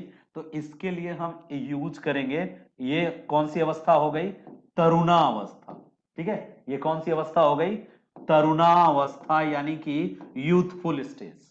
ठीक है, इसके बाद जहां तक डाउन मतलब तेजी से हो रहा है, अपर्दन कम हो रहा है, मतलब ये बहुत ज्यादा, ये क्या हो गया? अपर्दन का रेट कम गया एक तरीके से, जितनी ऊंचाई थी कम हो गई। तो ऊंचाई कम हो गई यानी मैदान में आ गए आप, ऊंचाई कम है यानी मैदान में आ गए आप। और ये जो अवस्था होगी, थोड़ी बड़ी अवस्था लेंगे, थोड़ा ज्यादा जगह लेंगे, इसको हम क्या नाम दे देंगे? ये इसकी प्रौढ़ावस्था होगी, ये सॉरी, हाँ, प्रौढ़ावस्था। तो ये दूसरी अवस्था है जिसको हम क्या कह सकते हैं? प्रौढ़ावस्था। और जहां पे ये प्लेन प्लेन वाला सिस्टम दिख रहा है ना, ये हमारा हो गया वृद्धावस्था। तो तीनों अवस्थाओं को दिखाना सबसे ज्यादा महत्वपूर्ण है। अवस्था के बाद अब जो आप देखेंगे ग्राफ में, जो एक मेंशन किया हुआ पार्ट देखेंगे, एरिया देखेंगे, मेंशन किया हुआ एरिया, थोड़ा कुछ जगह ऐसे होंगे जो इस तरह से बीच बीच में दूसरे कलर से मैं बनाता हूं, जो जिसके कारण आपको कोई कंफ्यूजन ना हो इसलिए। तो आप देखेंगे कि बीच में, इसी के बीच में, इन दो कर्व के बीच में, कर्व के नीचे कुछ नहीं होगा, कर्व के बीच में कुछ कुछ चीजें जो होंगी, ये ऐसे करके यहां से यहां तक इसमें, फिर यहां से यहां तक ऐसे, फिर ऐसे, फिर ऐसे, और लास्ट में दो छोटे छोटे बचे हुए होंगे इसी तरीके का, और इनके बीच में जो होगा ये डिजाइन किया हुआ पॉइंट होगा। ये क्या है? कई सारे बच्चे जो ज्योग्राफी के स्टूडेंट भी हैं वो भी इसमें कंफ्यूज रहते हैं कि ये किस चीज को दिखा रहा है। ठीक है, ये आखिर किस चीज को दिखला रहा है? ये लास्ट में, लास्ट वाले में ऐसे एरो करके इस तरह से दो लिखे होंगे, इसको लिखे होंगे मोनोडेनाक। ये मोनाडेनाक जो टर्म है, मोनाडेनाक, ये डेविस का स्पेशल टर्मिनोलॉजी है, याद रखिएगा। इसी को एलसी किंग ने इंसेलबर्ग कहा, और इसी के लिए ये मोनाडेनाक, याद रखिएगा, मोनाडेनाक ये वो अवशिष्ट पार्ट है, अवशिष्ट है जो अपर्दन के बाद बच जाता है, यानी जिसको अब और अपर्दित करना नदी के लिए काटना पॉसिबल नहीं है। तो ये दरअसल क्या दिखलाता है? ये अपर्दन की दर को दिखाता है। ठीक है, ये अपर्दन की इसकी क्षमता को दिखाता है। और लास्ट वाला जो ये बचा हुआ पार्ट है, इसी से मेनली कंफ्यूजन बच्चे को होता भी है कि सर यदि ये किसको दिखाता है, ये सबके सब ये जो चीजें हैं ये किसको दिखाता है? ये घाटी को दिखाता है। देखो यहां जो इसकी घाटी होती है, ये एक क्रॉस सेक्शन को दिखलाने की कोशिश है। क्रॉस सेक्शन समझते हैं? क्रॉस सेक्शन का मतलब ये है कि ये तुम जब बनाते हो ना ये लाइन, तो तुमको दिखाना है कि ये यहां वाला देखोगे। अब तुम इमेज देखो, मैं आपको इमेज भी दिखला दूं तो उस इमेज से आपको और बेहतर समझ में आएगा। एक मिनट।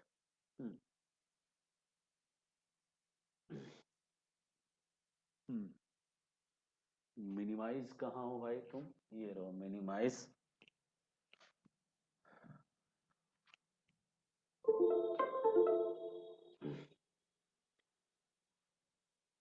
आप सबको मैंने शायद भेजा है या नहीं भेजा है, एक बार हम देख लेते हैं। जो इमेज है इसकी,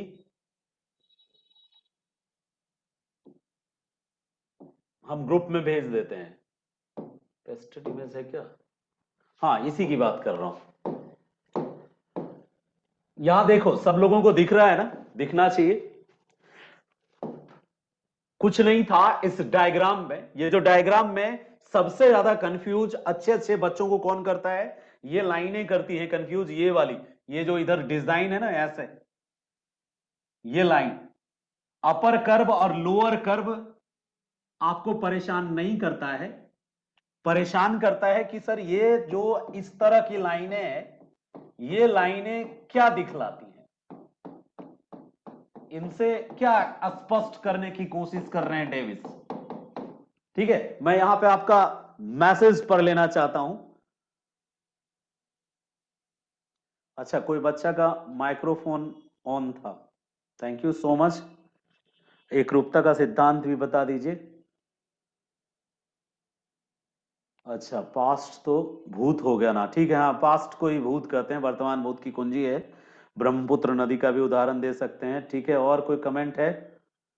चलिए, और कोई कमेंट नहीं है। बार बार क्या रिक्वेस्ट करूं, आप सबसे रिक्वेस्ट तो मैं कर ही देता हूं कि प्लीज आप सब अपने म्यूट रखिए, अपना जो भी आपका सिस्टम है, क्योंकि यदि म्यूट नहीं रखेंगे तो परेशानी सब भाई बहनों को आपके कारण होती है। चलिए, तो मैं आपको यह दिखलाने की कोशिश कर रहा हूं यहां पे कि ये जो डायग्राम है ना, आप इस डायग्राम में इस लाइनिंग वाला जो सेक्शन है इसको मत देखो। ये क्या दिखलाने के लिए यूज किया गया है? इसको दिखलाने के यूज किया कि तरुणावस्था में नदी की घाटी ऐसी होती है, ऐसी। तरुणावस्था में नदी की घाटी कैसी होती है? ऐसी भी आकार की घाटी। ये स्लोप दिखा रहा है नदी का। तरुणावस्था में नदी की सबसे पहले सकड़ी सी घाटी दिखाए, फिर वो घाटी थोड़ी चौड़ी हुई, फिर घाटी बहुत चौड़ी हुई, और फिर घाटी ऐसी हो गई। ये नदी के तली के बदलते हुए आकार को, और फिर नदी की घाटी की गहराई घटने लगी, गहराई घटने लगी, और फिर नदी की घाटी की गहराई इतनी घट गई कि ऊपर नदी और जमीन का तल बराबर हो गया। फिर, ठीक है, मतलब बहुत कम गहराई बचती है नदी की एंड में। बच्चा क्या समझ लेता है इस ग्राफ को? वो समझ लेता है कि ये नदी के बीच की टीले हैं। टीले नहीं है नदी के बीच के, ये अपर्दन की दर और अपर्दन का दो चीज दिखलाने की कोशिश है। किनकी? डेविस महोदय की। ज्योग्राफी वाले ध्यान देना, हम एमए कर गए थे, और एमए के बाद भी जब कभी ये डेविस पढ़ाते थे तो सबसे पहले पूछते थे कि जितने भी भाई हो इसमें से कौन कौन ज्योग्राफी वाले स्टूडेंट हो, ऑफलाइन क्लास में पूछ लेते थे, और ज्योग्राफी वाले बच्चे को बुलाते थे स्टेज पे। उन सबको डेविस अच्छे से आता था, रट लिया था डेविस को, ग्राफ भी बढ़िया बनाता था। और जब उनसे हम पूछते थे कि बताओ इस ग्राफ को डिकोड करके बताओ, क्योंकि डेविस की जान और पेंक की जान उसके ग्राफ में है। ग्राफ समझ लिया तो बाकी सब बकवास है, वो इजीली लिखा जा सकता है, ठीक है। तो ग्राफ समझना बहुत जरूरी था। बच्चा ऊपर वाले को कह देता था कि ये हाइट ऑफ दी, ये जो ऊपर है, ऊपर अपर कर्व है, नीचे वाला लोअर कर्व है, यानी ये यूसी है, किताब में भी लिखा रहता है, और ये एलसी है, ठीक है। यूसी और एलसी में क्या दिखलाने की कोशिश है? हाइट की। ये जमीन की हाइट को दिखाता है कि राइज जब होता है तो ऐसा टीला होता है, ऐसा ऊंचाई होती है। अपर्दन के बाद ये थोड़ी डाउन हो जाता है, बेस लाइन के लगभग हो जाता है। नीचे वाला लाइन क्या है? बेस लाइन है। बेस लाइन है नीचे वाला, यानी आधार तल, हिंदी में इसको आधार तल कहते हैं, आधार तल कहते हैं, ठीक है। और बेस लाइन के नीचे हमने कुछ खास नहीं लिखा है, टाइम लिखा हुआ है। हम भेज देंगे ये ग्राफ आपको व्हाट्सएप पे। और फिर हम दो कर्व बनाए, एक यूसी बनाए अपर कर्व, एक एलसी बनाए लोअर कर्व, और अपर कर्व और लोअर कर्व के बीच में हम घाटी दिखलाने की कोशिश करते हैं, अपर्दन की दर, अपर्दन की दर दिखाने की कोशिश करते हैं, rate of the erosion in the different different stages. Youthful stage में रेट ऑफ द इरोजन, अब दो तरह का इरोजन होता है अकॉर्डिंग टू डेविस, एक को कहते हैं बॉटम इरोजन, एक को कहते हैं lateral erosion. According to Davis दो तरह का इरोजन होता है, एक होता है तलीय इरोजन, तलीय अपर्दन, और एक होता है क्या? पार्श्व अपर्दन। हिंदी में लैटरल इरोजन को पार्श्व, दोनों तटों का, यदि पार्श्व ना समझ में आए तो तटों का अपर्दन और तली का अपर्दन जैसे शब्द का प्रयोग कर सकते हैं। सो बॉटम इरोजन और लैटरल इरोजन की बात कर रहे थे हम। बॉटम इरोजन ज्यादा होता है यूथ स्टेज में, बॉटम इरोजन ज्यादा होता है, घाटियां सकड़ी होती हैं, थोड़ी घाटियों की चौड़ाई बढ़ने लगती है यूथफुल स्टेज में, और यूथफुल से जब मैच्योरिटी में जाते हैं घाटी और चौड़ी हो जाती है, मैच्योरिटी से और नीचे उतरते हैं तो घाटी और चौड़ी हो जाती है, और जब उसके बाद जब हम ओल्ड एज में आ जाते हैं, वृद्धावस्था में आ जाते हैं, बुढ़ापे में आ जाते हैं, ओल्ड एज में आ जाते हैं, तो घाटी चौड़ी नहीं रहती, घाटी की चौड़ाई भी कम हो जाती है और गहराई भी कम हो जाती है।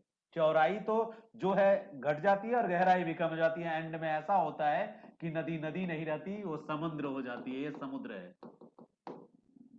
तो अब समझ में आ गया होगा मोनोडेनाक वो भूखंड बच जाता है जहां नदियां दिखने लग जाती हैं ऐसे छोटे छोटे नालियों की तरह।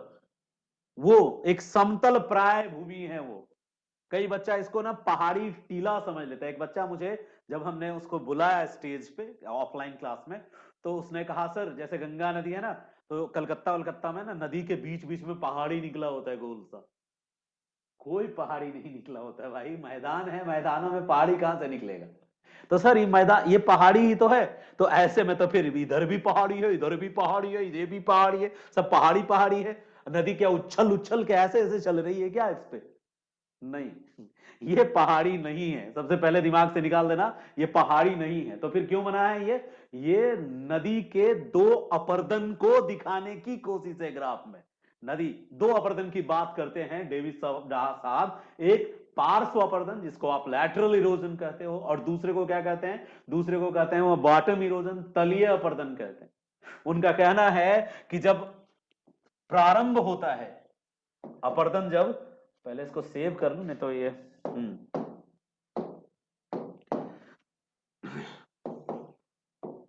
ग्राफ यदि नहीं समझ में आया हो तो एक बार फिर से आप देख लेना, मैं कोशिश करूंगा कि ग्राफ समझ में आ जाए। एक मिनट, कहां गया मेरा, अच्छा बोर्ड। ग्राफ एक बार फिर से बना के बताता हूं आपको, नया ग्राफ बनाता हूं, क्योंकि हम चाहते हैं कि मेरे जितने भाई बंधु हैं सब लोग सीख जाएं ग्राफ बनाना। डेविस और पेंक इन ग्राफों पे ही जिंदा हैं।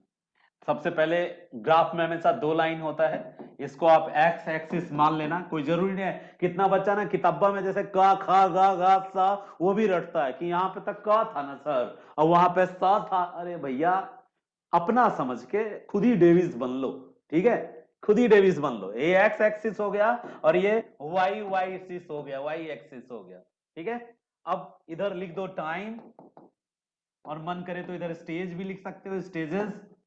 और इधर लिख दो हाइट फ्रॉम सी लेवल, समुद्र तल से ऊंचाई, समुद्र तल से ऊंचाई। यहां तक में कोई दिक्कत? बिल्कुल नहीं। अब तुमको यहां बनाना है दो कर्व, एक बनाना है यूसी ऊपरी वक्र, एक बनाना है एलसी निचला वक्र। ऊपरी वक्र जो बनाना है, यहां जीरो से स्टार्ट करो, ऐसे ले जाओ और जल्दी ही नीचे ले आओ ताकि इधर समतल भी दिखे। ये अपर कर्व है तुम्हारा, अपर कर्व है। ये पर्वतीय क्षेत्र है अपर कर्व का, ये ढलान वाला क्षेत्र है और ये मैदानी क्षेत्र है, ठीक है? ढलान वाला क्षेत्र और ये मैदानी क्षेत्र, और यहाँ पे क्या आ गया? ये समुद्र आ गया। ये भी लिख देना इधर की, यहाँ क्या आ गया? ये समुद्र का सी लेवल है, ये सी लेवल है, ठीक है? सी लेवल है। तो अब क्या है, निचला कर्व भी बना दो कुछ यहां से। तो कुछ दूर तक ही अपर्दन, पर्वतों पर जो अपर्दन किया पूरा ऐसा थोड़ी कि पर्वत को एकदम ऐसे काट देगा यहां तक, नहीं। तो क्या, थोड़ा ऊपर तक ही काटेगा। तो लोअर वक्र बनाते समय, लोअर कर्व बनाते समय तुम थोड़ा यहां से उठाओ इसको और ऐसे ले जाओ और इसको इसके पैरेलल ले जाते हुए यहां पे खत्म कर दो, ठीक है? ये हो गया हमारा, ये हो गया एलसी, ये हो गया यूसी, अपर कर्व और लोअर कर्व। अब तुमको तीन स्टेजेस में बांटना है। तो देखो, जो राइज वाला सेक्शन है ना, जहां राइज कंप्लीट होता हुआ दिखे, जहां राइज कंप्लीट होता हुआ दिखे तुमको, वहां से तुम अपना वो शुरू करो कि ये हमारा यहां से इसका अपर्दन शुरू हुआ, यानी कौन सा स्टेज शुरू हुआ? यंग स्टेज शुरू हुआ, यानी युवा अवस्था स्टार्ट हो गया हमारा, ये यूथफुल स्टेज। और जहां से डाउनफॉल दिख रहा है, यहां से लगभग तेजी से कर्व डाउन होना शुरू हो रहा है, तो यहीं पर इस युवा अवस्था का अंत कर दो। और जहां तक तुमको लग रहा है कि अभी भी जान है अपर्दन का, वो वहां तक में तुम रख दो कि ये हमारा प्रौढ़ावस्था यानी मैच्योर एज है। तुम अपने अकॉर्डिंग बांटो, एक जरूरी नहीं है कि एकदम एक्यूरेट ही ना बांटो, बस तुम खुद डेविस महसूस करो अपने अंदर। और अगला स्टेज जो बचा, इसमें तुम लिख दो वृद्धावस्था। ये स्टेजेस तुम अपनी सुविधा अनुसार नीचे और ऊपर जहां सेट करे तुम वहां लिख सकते हो, ठीक है? ये चीज यहां पे आराम से क्लियरली दिखा सकते हो। अब क्या बचा यहां पे? अब क्या है, इसके बीच में हम देखेंगे कि यहाँ पे ये जो रीजन है, ये पूरा का पूरा तो रीजन अपर्दन, यहाँ पे कोई घाटी वाटी बना नहीं, तो ये पूरा का पूरा भर दो इसको। उसके बाद क्या है, यहाँ पे एकदम सकड़ा घाटी बनाओ भी, और ये वाला को थोड़ा चौड़ा बनाओ, ये थोड़ा इधर वाला जो इसके बाद वाला जो घाटी बनाओ, ये घाटियों को दिखाना है, अपर्दन के दर को दिखाना है। यानी यहां पे जो शुरुआती अपर्दन होगा, शुरुआत में जो अपर्दन होगा तो तंग भी आकार की घाटी बनाना, ठीक है। उसके बाद इसको ऐसे मोड़ दो और हल्का चौड़ा भी आकार की घाटी बनाओ। उसके बाद यहां मोड़ दो और इस तरह से ऐसा ऐसा भी आकार की घाटी बनाओ, और ये फिर चौड़ा, बहुत चौड़ा बनाओ घाटी। घाटी की चौड़ाई बढ़ाते जाओ, और उसके बाद जब यहां आ जाओ तो घाटी की चौड़ाई खत्म कर दो, ठीक है। और इसके बीच में जो तुम पॉइंट भर रहे हो ना, ये क्या भरने की कोशिश है? ये नदी के दोनों किनारे हैं तुम्हारे। नदी के दोनों किनारों में क्या परिवर्तन आता है अलग अलग स्टेज में, उसको दिखाने के लिए ये तुम बना रहे हो। दिमाग में एकदम क्लियर कर लेना, ये जल्दी कोई नहीं बताता, सीधा सब डेविस खत्म कर लेता है बस 5 मिनट में, रट्टा मार के और पढ़ के। अंदर की बात ना कोई पूछता है, और इंसान कुछ भी बना के चला जाता है कि ये मोनोडेनाक है। भाई मोनोडेनाक भी एक तरह का तटीय भाग ही है, जो जिसका चौड़ाई, जहां घाटी की चौड़ाई खत्म हो जाती है और घाटी की गहराई भी खत्म हो जाती है, ना वो भी आकार रहता है ना यू आकार रहता है, घाटी ही खत्म हो जाती है। तो जहां घाटी खत्म हो जाती है वो एक समतल क्षेत्र होता है, और समतल क्षेत्र को ही मोनाडेनाक नाम दिया। मोनाडेनाक घर्षित क्षेत्र है, वो लगभग समतल क्षेत्र है, ठीक है। और चट्टान यहां पे नीचे भी नहीं काट पाती है क्योंकि पहाड़ी है, ठोस चट्टान से बनी है, नीचे काट नहीं सकती। किनारा भी नहीं काट सकती है, क्यों? क्योंकि ठोस चट्टान की बनी है। तो यहां के किनारे, यहां के जो किनारे होते हैं और यहां का जो तल होता है, ठोस घर्षित पहाड़ियों वाला होता है और लगभग समतल प्राय होता है। इसलिए यहां दोनों में से कोई अपर्दन नहीं हो पाता है, कोई अपर्दन नहीं हो पाता है। मतलब ना तो पार्श्व अपर्दन हो पाता है, ना ही तलीय अपर्दन हो पाता है, कोई अपर्दन नहीं हो पाता है। इसलिए यहां नदी की घाटी समाप्त हो जाती है, ठीक है। तो नदियों के घाटियों में क्या क्या चीजें जाए, यहां देखो ये तंग सकड़ी सी घाटी है, ये भी आकार की घाटी, एकदम सकड़ी, गहराई बहुत ज्यादा, तल बहुत नीचे तक काट दिया तली को, लेकिन चौड़ाई देखो कम। यानी कि युवावस्था में नदियां युवा अवस्था में तल को ज्यादा काटती है और किनारों को बिल्कुल नहीं काटती। तो ऐसे कंडीशन के लिए गॉर्ज शब्द यूज होता है। इसको क्या कहते हैं? गॉर्ज। ध्यान से देखना, इसी को क्या कहते हैं? गॉर्ज। यहां पे देखो, अब किनारा, तल तो उतना ही काट रही है, एकदम बॉटम तो वही, कटाव तो वही है, बॉटम का कटाव तो वही है, गहराई, तल। यहां पे ना बनाते समय ध्यान रखना है आपको, क्या कि तलों की जो कटाई आप बनाओ, यहां पे तल थोड़ा और ऊपर तक बनाओ। तल बनाने पे एकदम सावधानी बरतने का, कि यहां जब हम चौड़ाई काटेंगे ना, चौड़ाई काटेंगे तो तल की गहराई बता देंगे ऐसे। यहां हम मैच्योर, जब मैच्योर होती है नदियां, तो नदियां क्या करने लग रही है, यहां पे देखो तली भी काट रही है और पार्श्व भी काटने लगी। जब दोनों काटने लगी तो ये कैनियन के स्टेज में है। नदियां यहां क्या बना रही है? कैनियन। गॉर्ज से थोड़ा डिफरेंट कंडीशन है कैनियन का, यानी ये किनारे भी थोड़े थोड़े काट रही है, और इनका ये चौड़ा ज्यादा है, इसका ये पोर्शन ये ज्यादा। इस भी को देखो, ये ज्यादा चौड़ा है, इस भी को देखो ये कम चौड़ा है। यानी दो अपर्दन सिखलाया ना आपको, दो टाइप ऑफ इरोजन बताया मैंने। एक लैटरल इरोजन बताया, लैटरल इरोजन बताया यानी कि क्या, पार्श्व अपर्दन यानी तटीय अपर्दन, और एक हमने बॉटम इरोजन बताया यानी तलीय अपर्दन। तो यहां पे तलीय ज्यादा है, तटीय नगण्य है। यहां तलीय ज्यादा है, तटीय बढ़ गया है, थोड़ा ज्यादा है तलीय, तटीय। इसको लांग के पार कर सकते हैं, इसको लांघने में चच्चा याद आ जाएगा, बीच में टपकने का चांस होगा, गिर जाएंगे हम इसमें। यानी इसकी चौड़ाई बढ़ गई, गहराई भी उतनी हो और चौड़ाई थोड़ी बढ़ जाए तो वो कैनियन है, ठीक है। और गहराई बहुत हो, चौड़ाई इतनी हो कि उछल के उस तरफ जा सकते हो और आ सकते हो, यानी मतलब एज कंपेयर कम, तो ये हो गया क्या? गॉर्ज। अब यदि हम देखें तो अब क्या हुआ है, ये क्या दिखाने की कोशिश कर रहा है हमें? प्रौढ़ावस्था में नदियों ने बॉटम को काटना as compare as young age कम कर दिया, और किसको काटना शुरू कर दिया? चौड़ाई। देखो ये जो पार्श्व अपर्दन है बढ़ गया, और जो बॉटम इरोजन है कम गया। अब तो और हद पार कर दिया ये एकदम ज्यादा, यानी बॉटम इरोजन यहीं से कमना शुरू हो जाता है, कहां से, प्रौढ़ावस्था में, और पार्श्व अपरदन बढ़ जाता है। लेकिन उसके बाद जब वृद्धावस्था आती है तो दोनों कम होने लगता है, यानी तल को भी कम काटने लगता है और बॉटम को भी कम काटने लगता है। बॉटम तो यहाँ और भी कम हो जाता है, यहाँ तो एकदम कम हो जाता है, और यहाँ तो जीरो ही हो जाता है दोनों के दोनों। तो अब आज के बाद हमको नहीं लगता है कि कहीं आपको डाउट होगा। अब इन तीनों अवस्थाओं को जो तुम ग्राफ में समझे हो, बस इसी अवस्था को एक्सप्लेन करके इसमें बनने वाली स्थलाकृतियों को बस एक्सप्लेन कर दो। इस अवस्था में मियांडर बनता है, क्यों, तली काटती नहीं है, तट काटती है। अब तट काटने में कहीं यदि भारी चट्टान आ जाता है कठोर, तो वह नहीं काट पाती, तो प्राकृतिक तटबंध बन जाता है, तो मुड़ जाती है वहां से मुलायम चट्टानों के अनुसार। तो ऐसे ऐसे ऐसे ऐसे घूम घूम के चलती है नदियां, इसको मियांडर कहते हैं। और मियांडर बनाते समय यदि मियांडर बहुत ज्यादा कर्व हो जाता है तो फिर वो परित्यक्त झील बन जाता है कालांतर में लंबे समय में, जिसको गोखुर झील कहते हैं। ये डल झील, ये बुलर झील, सब गोखुर झील है। बिहार में जो वो गोगाविल है, वो भी एक तरीके का गोखुर झील है।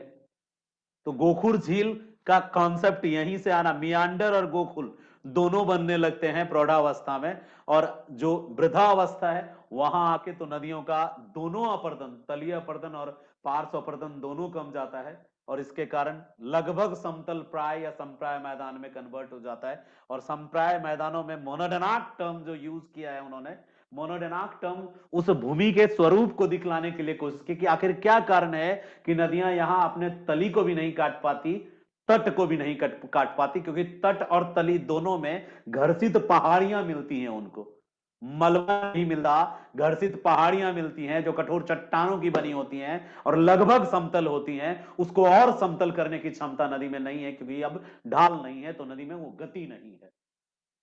उम्मीद करता हूं कि मैं समझा पाया ग्राफ। अब यदि आप एक बार पढ़ते हैं ना, तो ग्राफ में भी दिक्कत नहीं होगा, बना लेंगे आप। मैं आपसे सुनना चाहूंगा, आपके प्रश्न सुनना चाहूंगा। तो वन बाय वन करके जिनके मन में प्रश्न है, एक क्वेश्चन तो आप कमेंट में भेजे हैं। अच्छा, उर्मिला जी कह रही हैं ग्राफ भेज दीजिए, अभी भी डर है, खौफ है यानी ग्राफ का। हम तो चाह रहे थे कि ग्राफ ग्राफ खत्म हो जाए, ग्राफ का खौफ खत्म हो जाए। भूगोल वाले छात्र जो हैं उनसे बात करना चाहूंगा मैं, जिनका भूगोल ज्योग्राफी रहा है सब्जेक्ट।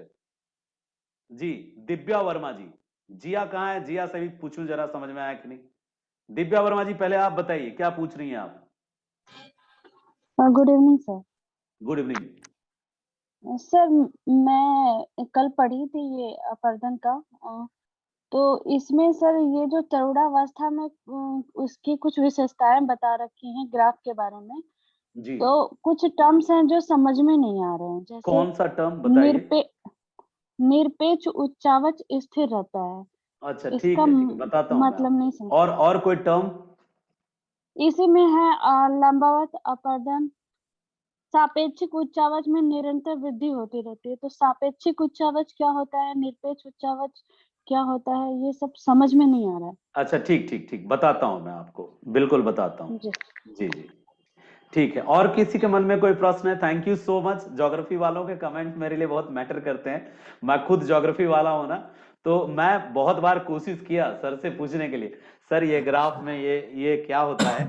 तो मुझे सर डांट देते थे कि इतना तुम खुद पढ़ के क्यों नहीं समझते, उसमें बता दिया ना कि अपर कर्व लोअर कर्व जो है अवस्था बताता है, सीधा अवस्था पढ़ लो। जब मैं अवस्था पढ़ता था सविंद्र सिंह में, सच्चाई बताता हूँ, तो हर अवस्था की विशेषता तो मुझे समझ में आ जाती थी, लेकिन घूम फिर के मेरे मन में बस यही क्वेश्चन आता था, ये जो पॉइंट पॉइंट दिले है की है, और मैं किसी से पूछ नहीं पाता था। बिल्कुल हालत ऐसी थी, जहां पूछने जाओ सीधे बोलते थे अरे तीनों अवस्था पढ़ लो, पहली अवस्था में क्या बनता है, दूसरी अवस्था में क्या बनता है। बनना तो वो तो नदी हम भी देखें 75 को नदी को फूटते हुए, घर में भी नदी फोड़ लें हम तो, एक लोटा पानी लें और ऊंचा टीला से ऐसे बहा दें, पनिया जैसे जाए वो देख करके भी समझ में आ जाएगा कि अवस्था की विशेषता क्या है। ठीक है, जानते हैं।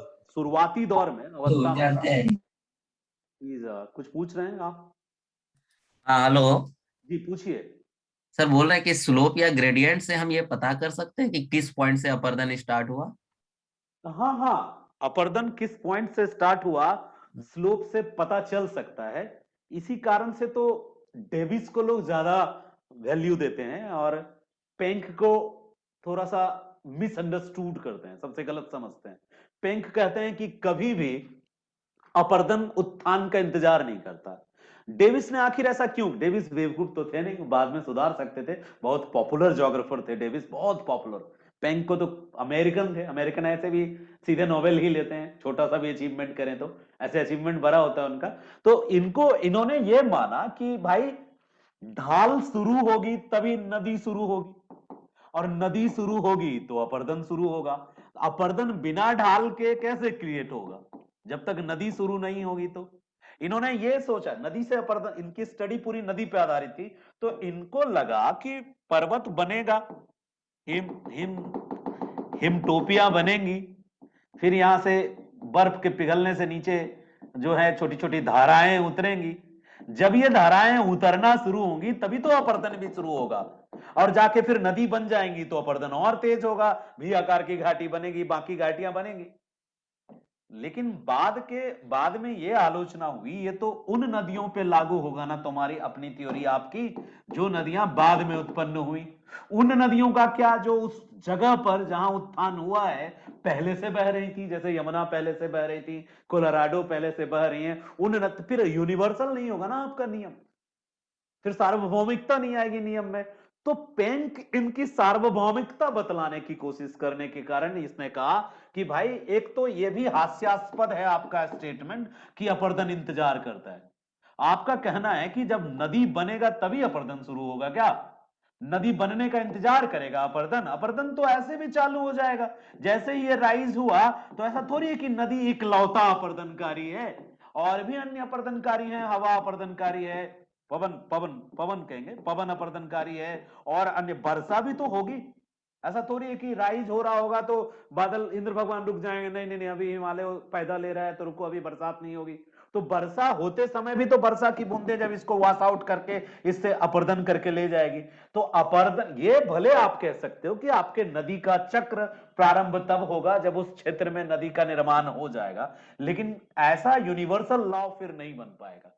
तो सार्वभौमिकता की दृष्टि से यह आलोचना जायज है, लेकिन जो जिस होता है ना फीलिंग्स, भाव, जिस भाव से डेविस महोदय ने बतलाने की कोशिश की, वो भाव वही था जो आपने अभी पूछा ना, कि ढाल जहां से शुरू होगा वहीं से नदी प्रारंभ मानी जाएंगी, ढाल के विपरीत तरफ से थोड़ी नदी प्रारंभ मानी जाएगी। जैसे यदि हम, ये पर्वत है तो ऐसा यहां से मान लीजिए कि नदी प्रारंभ हुई, यहां से प्रारंभ हुई नदी, तो इधर से थोड़ी ना नदी ऐसे करके आएगी, तो अपर्दन यहां से तो शुरू होगा नहीं, इधर तो अलग एक चक्र चलेगा, इधर अलग एक चक्र चलेगा। इस ढाल की नदियां, जो इस ढाल की नदियां इधर चक्र बनाएगी, इस ढाल की नदियां इधर चक्र बनाएगी। तो नदियों के लिए तो यह चक्र सही है, ऐसा मानते हैं वो भी, डेविस भी मानते हैं, पेंक भी मानते हैं कि नदियों के लिए डेविस का चक्र बिल्कुल सही है, एकदम लॉजिकल है। लेकिन इसको यूनिवर्सल अपर्दन चक्र नहीं कहा जा सकता जो डेविस करने की कोशिश किया। डेविस ने नदी पे काम किया और फिर इसको इस अपर्दन चक्र को वो बताने की कोशिश किया कि ये यूनिवर्सल है, सब पे लागू होगा, इसलिए उसकी आलोचना पेंक ने की। पेंक ने जो चक्र एक्सप्लेन करने की कोशिश की, उन्होंने वो यूनिवर्सल बनाने की कोशिश की कि वो सब पे लागू हो। ठीक है, और भी कोई प्रश्न है क्या? एक प्रश्न तो समझ में आ गया, ढाल जहां से शुरू होगा। जी जी बिल्कुल, चलिए थैंक यू सो मच। और जिनका जो प्रश्न है, आप, एक बच्ची ने पूछा निरपेक्ष और सापेक्ष। देखिए हिंदी का ये बड़ा ही तकनीकी शब्द है, निरपेक्ष और सापेक्ष। ये ना जब हम कंपेयर करते हैं, अंतर करते हैं, तो इस टर्म को यूज करते हैं। और उच्चावच क्या होता है? उच्चावच का मतलब होता है जो उबड़ खाबड़ जमीनें हैं वो अलग है, ग्राफ अलग है, ये अलग बता रहा हूं। उच्चावच का मतलब होता है, आप एक कल्पना कीजिए, इमेजिन कीजिए, उत्तराखंड से लेकर के पश्चिम बंगाल तक की जमीन को इमेजिन करिए, जस्ट इमेजिन। उत्तराखंड के पहाड़ी ढलानों पे आपकी गाड़ी उतरी, मैं ना गलती से 4 दिन अल्मोड़ा में रह गया, 5 दिन, पहाड़ बड़ा पसंद था तो अल्मोड़ा गया, अकेले चला जाता था पहले, जब ऑफलाइन क्लासेस चलती थी, लगातार 2-3 जगह क्लास ली तो लगने लगता था अब तो मैं अमीर हो गया। स्टूडेंट जब कमाने लगता है तो उसको कम पैसा बहुत ज्यादा लगने लगता है, तो उस समय लगा कि भाई पैसे तो अब कमा लिए, अब चलते हैं थोड़ा एकांतवास। तो अकेले चला जाता था, अल्मोड़ा हो गया या फिर कैंची धाम हो गया, वहां 2-3 दिन रह के आता था। तो एक दिन मन हुआ कि चलो 5 दिन रह लेते हैं। चौथे 5वें दिन जो है मुझे मैदान याद आने लगा। शुरुआत वाला पहला दिन पहाड़ जन्नत लगता है, दूसरे दिन भी बड़ा लगता है कि हम इंद्र के घर हैं, लेकिन 3 4 5 दिन रहने के बाद मुझे मैदान की एकदम अजब गजब की सिकनेस होता है ना, कि होम सिकनेस टाइप से, कि हमको नीचे जाना है, जितना जल्दी पहुंचाओ तो नीचे जाना है। तो एक अलग तरह का फीलिंग था वो, और मैं नीचे आने के लिए बेताब था कि मुझे नीचे आना है। तो मैंने देखा कि पहाड़ी ढलानों से गाड़ियां उतरती उतरती प्लेन पे आई। प्लेन भी थोड़ा उबड़ खाबड़ वाला प्लेन था, वहां से फिर और प्लेन पे आई। फिर ट्रेन को भी मैं एक मेमोराइज किया, तो एक इमेजिन की जमीन को। तो मुझे लगा कि मैं इस तरह के जमीन से उतर के आया हूं, कि पहले मैं एकदम इस पर था, फिर हम थोड़ा सा ऐसा ऐसे जमीन पे आए, फिर अब ऐसा जमीन पे आए, और ऐसा ऐसा जमीन है पूरा। ठीक है, लास्ट वाला पॉइंट वो प्लेन ही था यहां तक। तो ऐसा ऐसा जमीन है, ऐसा है प्लेन, यानी कि इस तरह की जमीनें हैं, बिल्कुल ऐसा स्लोप है। तो सापेक्ष निरपेक्ष की जब बात होती है ना, निरपेक्ष शब्द तब यूज होता है जो न्यूट्रल है। निरपेक्ष मतलब जब हम किसी से तुलना नहीं करते हैं, अलग से किसी चीज को देखते हैं, तो वो निरपेक्ष होता है। कोई तुलना नहीं, मतलब बिल्कुल शुद्ध कहिए निरपेक्ष, मतलब उसको किसी से कंपेयर नहीं करते हैं, उस उच्चावच को, उस रिलीफ को। और सापेक्ष का मतलब होता है एक की तुलना में दूसरे की स्थिति। ठीक है, जैसे मान लीजिए ये वाला जो उच्चावच है, इस वाले के तुलना में ये उच्चावच जो है ये कम है, और इसका उच्चावच थोड़ा सा इससे ज्यादा है, और उससे भी ज्यादा उच्चावच, उच्चावच मतलब उबड़ खाबड़ समझिए, तो ज्यादा समझ में आएगा। तो सापेक्षता का मेन मतलब होता है कि रिलेटिवली देखते हैं, इसके तुलना में वो। ठीक है, रिलेटिवली इसको इससे रिलेट करने की कोशिश करते हैं, कंपेयर करने की कोशिश करते हैं। तो ये वाली जो यहां की जो उच्चावच है, इसकी तुलना में क्या है, यहां का उच्चावच जो है इसकी तुलना में ये कम है रिलीफ इसका, और इसका ज्यादा है, इससे भी ज्यादा इसका है। तो जिसकी उच्चावच ज्यादा होगी ना, अपर्दन भी तो ज्यादा होगा वहां पे। यहां ज्यादा इरोजन होगा, यहां मीडियम इरोजन होगा, यहां इरोजन कम होगा। क्यों? क्योंकि इसकी जो उच्चावच है, सापेक्ष उच्चावच इसका कम है, इसका उससे थोड़ा ज्यादा, इस सबसे ज्यादा है। तो सापेक्ष में हम रिलेटिवली स्टडी करते हैं, और निरपेक्ष में हम व्यक्तिगत रूप से स्टडी करते हैं उस पार्टिकुलर का। तो जो सापेक्ष निरपेक्ष सविंद्र सिंह लिखने की कोशिश कर रहे हैं, वो बतलाने की कोशिश कर रहे हैं आपको, एक दूसरे के साथ कंपेयर करके दिखलाने की कोशिश कर रहे हैं, इसका रिलीफ और इसका रिलीफ, इसका उच्चावच और इसका उच्चावच। तो वो तो बस शब्दों का खेल है, सरल शब्दों में लिखिए, सिंपल शब्दों में यूपीएससी में लिखिए। दरअसल जो राइटर होते हैं यूनिवर्सिटी वाले, एकेडमिक्स, एकेडमिशियन की आदत होती है, फ्रस्ट्रेटेड लोग होते हैं एकेडमिशियन, जो आईएएस नहीं बन पाते ना, तो मजबूरी में फिर उनका, सिविल सर्वेंट जब वो नहीं बन पाते हैं, तो मजबूरी में वो क्या होते हैं, वो प्रोफेसर बनते हैं। ठीक है, कोई सुन रहे होंगे तो प्रोफेसर साहब बड़े गर्म होंगे, और एक रियलिटी है, वो बहुत फ्रस्ट्रेट होते हैं अंदर से, वो खुश नहीं होते प्रोफेसर बन के, क्योंकि उनको बनना क्या था, आईएएस, और उनके अटेम्प्ट खत्म हो गए, या फिर उनका पीटी वीटी नहीं निकला, तो बेचारा मजबूरी में जाके बहुत पढ़ने के बावजूद भी वो क्या हो जाते हैं, प्रोफेसर हो जाते हैं। और प्रोफेसर अपनी गलती से होते हैं, सारे विषयों का सामान्य ना बन के किसी एक विषय पर बहुत ज्यादा फोकस करके विशेषज्ञ हो लेते हैं, और विशेषज्ञों का कभी सिविल सर्विस नहीं निकलता। उनका दिमाग इतना एक विषय में तीक्ष्ण हो जाता है कि वो हर विषय में अपना वो पेचकस घुसेड़ने लगते हैं, रिसर्च करने लग जाते हैं कि ऐसा हुआ क्यों, नहीं करना है ऐसा, ऐसा हुआ क्यों, इसके लिए वो है एकेडमिशियन, वो करेगा इस पे रिसर्च, एमफिल पीएचडी में बैठ के करेगा क्या। ठीक है, आपको सिर्फ सूचनाओं को संग्रहित करना है, और उन सूचनाओं को सही तरीके से परोसने सीखना है। यूपीएससी को हिस्टोरियन नहीं चाहिए, उसको अधिकारी चाहिए। जब उसको अधिकारी चाहिए तो डेविस क्यों पूछ रहा है, डेविस कहां अप्लाई करेगा, यूपी चुनाव में, या पंजाब में कहां पे डेविस अप्लाई करेगा कलेक्टर, और पैंक कहां यूज करेगा कलेक्टर, नीतीश कुमार जी के जल जीवन हरियाली में पैंक लगाएंगे हम या डेविस लगाएंगे। तो फिर ये डेविस पैंक पूछ क्यों रहे हो, ये आपसे सिर्फ ये देखना चाहता है कि विषयों का प्रबंधन करने में आप अपना पेशेंस कितना रख पाते हैं और विषयों की एक मोटा मोटी समझ और उन मोटे मोटी समझ के आधार पे अपनी बातों को जो आपसे पूछा जाए कितने बेहतर तरीके से लोगों तक पहुंचा पाते हैं। आपका कन्विंसिंग कैपेसिटी देखने की कोशिश करता है। Are you able to convince an examiner? यदि आप एक एग्जामिनर को कन्विंस कर पा रहे हो तो कल को मिनिस्टर को भी कन्विंस कर पाओगे, कल को पब्लिक को भी कन्विंस कर पाओगे। तो वो तो एक तरीके से देखना आपका ये चाहता है कि कन्विंसिंग कैपेसिटी कैसी है, कितने सिंपल तरीके से कन्विंस। कोई भी कॉम्प्लिकेटेड तरीके से नहीं होता आपसे। आपसे कोई व्यक्ति कब कन्विंस, ये जो खान है, खान सर जो भी लीजेंड है, हम तो किसी व्यक्ति भगवान किसी से प्रभावित नहीं होते, मैं मानता हूं वो इंसान, उसको यूथ आइकॉन अवार्ड क्यों मिल रहा है? आखिर वो इतने बेस्ट क्यों हैं कि उनसे ज्यादा नॉलेज वाला पर्सन उनसे ट्यूशन ले रहा है? कारण बताता हूं, कन्विंसिंग कैपेसिटी उसकी बहुत ज्यादा है। वो कन्विंस कर लेता है अपने फुल कॉन्फिडेंस से। जो कॉन्फिडेंस का लेवल है और बताने का जो तकनीक है उसने बना लिया इतना बेहतर। कन्विंसिंग कैपेसिटी, नॉलेज नहीं है वहां।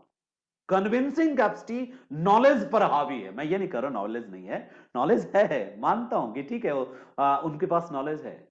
नॉलेज वो जमा कर लेते हैं, जो पर्टिकुलर टॉपिक होता है उस पर अच्छा रिसर्च करके आते हैं, काम करके आते हैं। टीचर का एक नेचर होता है, एक अच्छा टीचर है वो व्यक्ति, तो वो क्या करता है कि रिसर्च करके आता है, ढेर सारा फैक्ट ले आता है। बट फैक्ट इंपॉर्टेंट नहीं है, उससे ज्यादा फैक्ट ला करके लोग जाल बजा रहे हैं, जाल बजा रहे हैं। जिनकी कल को तूती बोलती थी मुखर्जी नगर में, मैं लाइन में खड़ा था जिनके यहां पे, आज मैं देख रहा हूं कि उनको कोई नहीं पूछ रहा यूट्यूब पे। कारण क्या है? वो कन्विंसिंग कैपेसिटी उनमें नहीं है अब, जितनी पहले हुआ करती थी उस जमाने में। अब इसमें ज्यादा है, ये कन्विंस कर रहा है। लाखों हजारों बच्चे कन्विंस हैं, बच्चा तो छोड़ो, दुकानदार भी देख के कन्विंस है। आज मुझे एक दुकानदार खुद उसकी वीडियो एक दिखा रहा था, वो पीएम ब्रीच वाला वीडियो दिखा के कह रहा है ये बंदा समझाता बेहतरीन है, आज तक हमको नहीं पता था कि एसपीजी प्रधानमंत्री की सुरक्षा करता है और 3-3 लेयर में सुरक्षा होता है। तो मैंने भी सल्यूट किया कि जो इस इंसान को समझा दे रहा है, जो अभी बिल्कुल पढ़े लिखे नहीं है और उनको भी समझ में आ गया कि प्रधानमंत्री की सुरक्षा कैसे होती है। That is called convincing capacity. तो आपको आंसर लिखते समय एक गुड पर्सन बनना है, ऐसा मैनेजमेंट करना है कि वो बंदा यदि डेविस आपसे जानना चाहता है तो बस अपने को ना ऐसा बन जाओ कि उसको डेविस समझा दो। वो आपकी कन्विंसिंग कैपेसिटी देखता है। अब आप में से कई बच्चे महापुरुष कहेंगे कि सर कॉपी तो चेक करते होंगे जेएनयू के प्रोफेसर, डीयू के प्रोफेसर, तो उनको तो थोड़ा डेप्थ में चाहिए। हाँ, प्रोफेसर चेक करता है, लेकिन प्रोफेसर को यूपीएससी कुछ इंस्ट्रक्शन इतना मोटा देके भेजती है। मेरे सर हैं जिनको अब जब नहीं रहे, माजिद हुसैन सर जो हैं वो अब नहीं रहे, वो जो मैं उनसे पढ़ा हूं, कुछ ही दिन पढ़ा, तो वो कॉपी चेक करते थे। उनसे मजाक में बच्चे ने क्लास में पूछ लिया सर आप तो कॉपी चेक करते हैं, तो वो चुप हो गए, बोले ये कॉन्फिडेंशियल होता है, आप नहीं बता सकते। लेकिन सर मजाक मजाक में पर्सनली जब आपका आंसर चेक करते थे किसी का, तो उसको बताते थे कि देखो ऐसा आंसर मत लिखा करो, इतना डेप्थ में मत जाया करो, क्या लिखो, जनरलाइज स्टेटमेंट लिखने की कोशिश करो। हाँ, ऑप्शनल में थोड़ा बहुत दिखलाओ, लेकिन तुम्हारी कन्विंसिंग कैपेसिटी अल्टीमेटली प्रॉपर होनी चाहिए। ऐसा ना हो कि तुम खुद ही उलझ जाओ। मुद्दे मुद्दे उस टॉपिक में उलझना नहीं है, सुलझना है। यदि सुलझ गया, अच्छे से अंत तक तुम समझाने में कैपेबल हो गए, जो मांगा था प्रश्न तुम सामने वाले को, हाँ हम जो मांगे थे वो ये दे दिया, बस इतना तक तुम्हारी ड्यूटी खत्म होती। चलो हम अगले क्लास में मिलेंगे कल आपसे। आज की क्लास में इतना ही है। आप एक बार पढ़ लेना डेविस, और ये जो डायग्राम है हम आपको भेज देते हैं। ऐसे तो जिनके पास ऑप्शनल है तो एक बुक तो आपके पास होनी चाहिए, सविंद्र सिंह की भौतिक भूगोल सब भाई बहनों के पास होनी चाहिए, ले लो। और यदि ये नहीं है और आप ज्योग्राफी का स्टूडेंट नहीं हो तो आप हमसे व्हाट्सएप पे पूछ लेना, हम आपको भेज देंगे, ठीक है। चलिए ठीक है, हम कल मिलते हैं आपसे।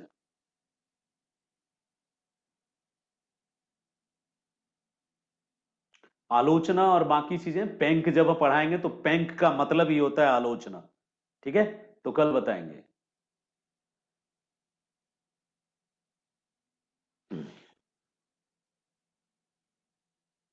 जी बिल्कुल, फ्लूवियल हम आपको पढ़ाएंगे, डेविस अभी नहीं, डेविस का थ्योरी पढ़ाया था। चलिए आज की क्लास इतनी ही है। आपको विशेष कोई प्रश्न हो तो आप हमसे व्हाट्सएप पे पूछ लीजिएगा। और कॉपी चेकिंग जो है अभी 2-3 की ही हुई है, सबकी नहीं हुई है, मैं बीमार था इसलिए। तो अब हो जाएगी तो हम आपको पर्सनली, आप पर्सनल कन्वर्सेशन कर सकते हैं हमसे, मैसेज कीजिए, वहां पे बात कीजिए।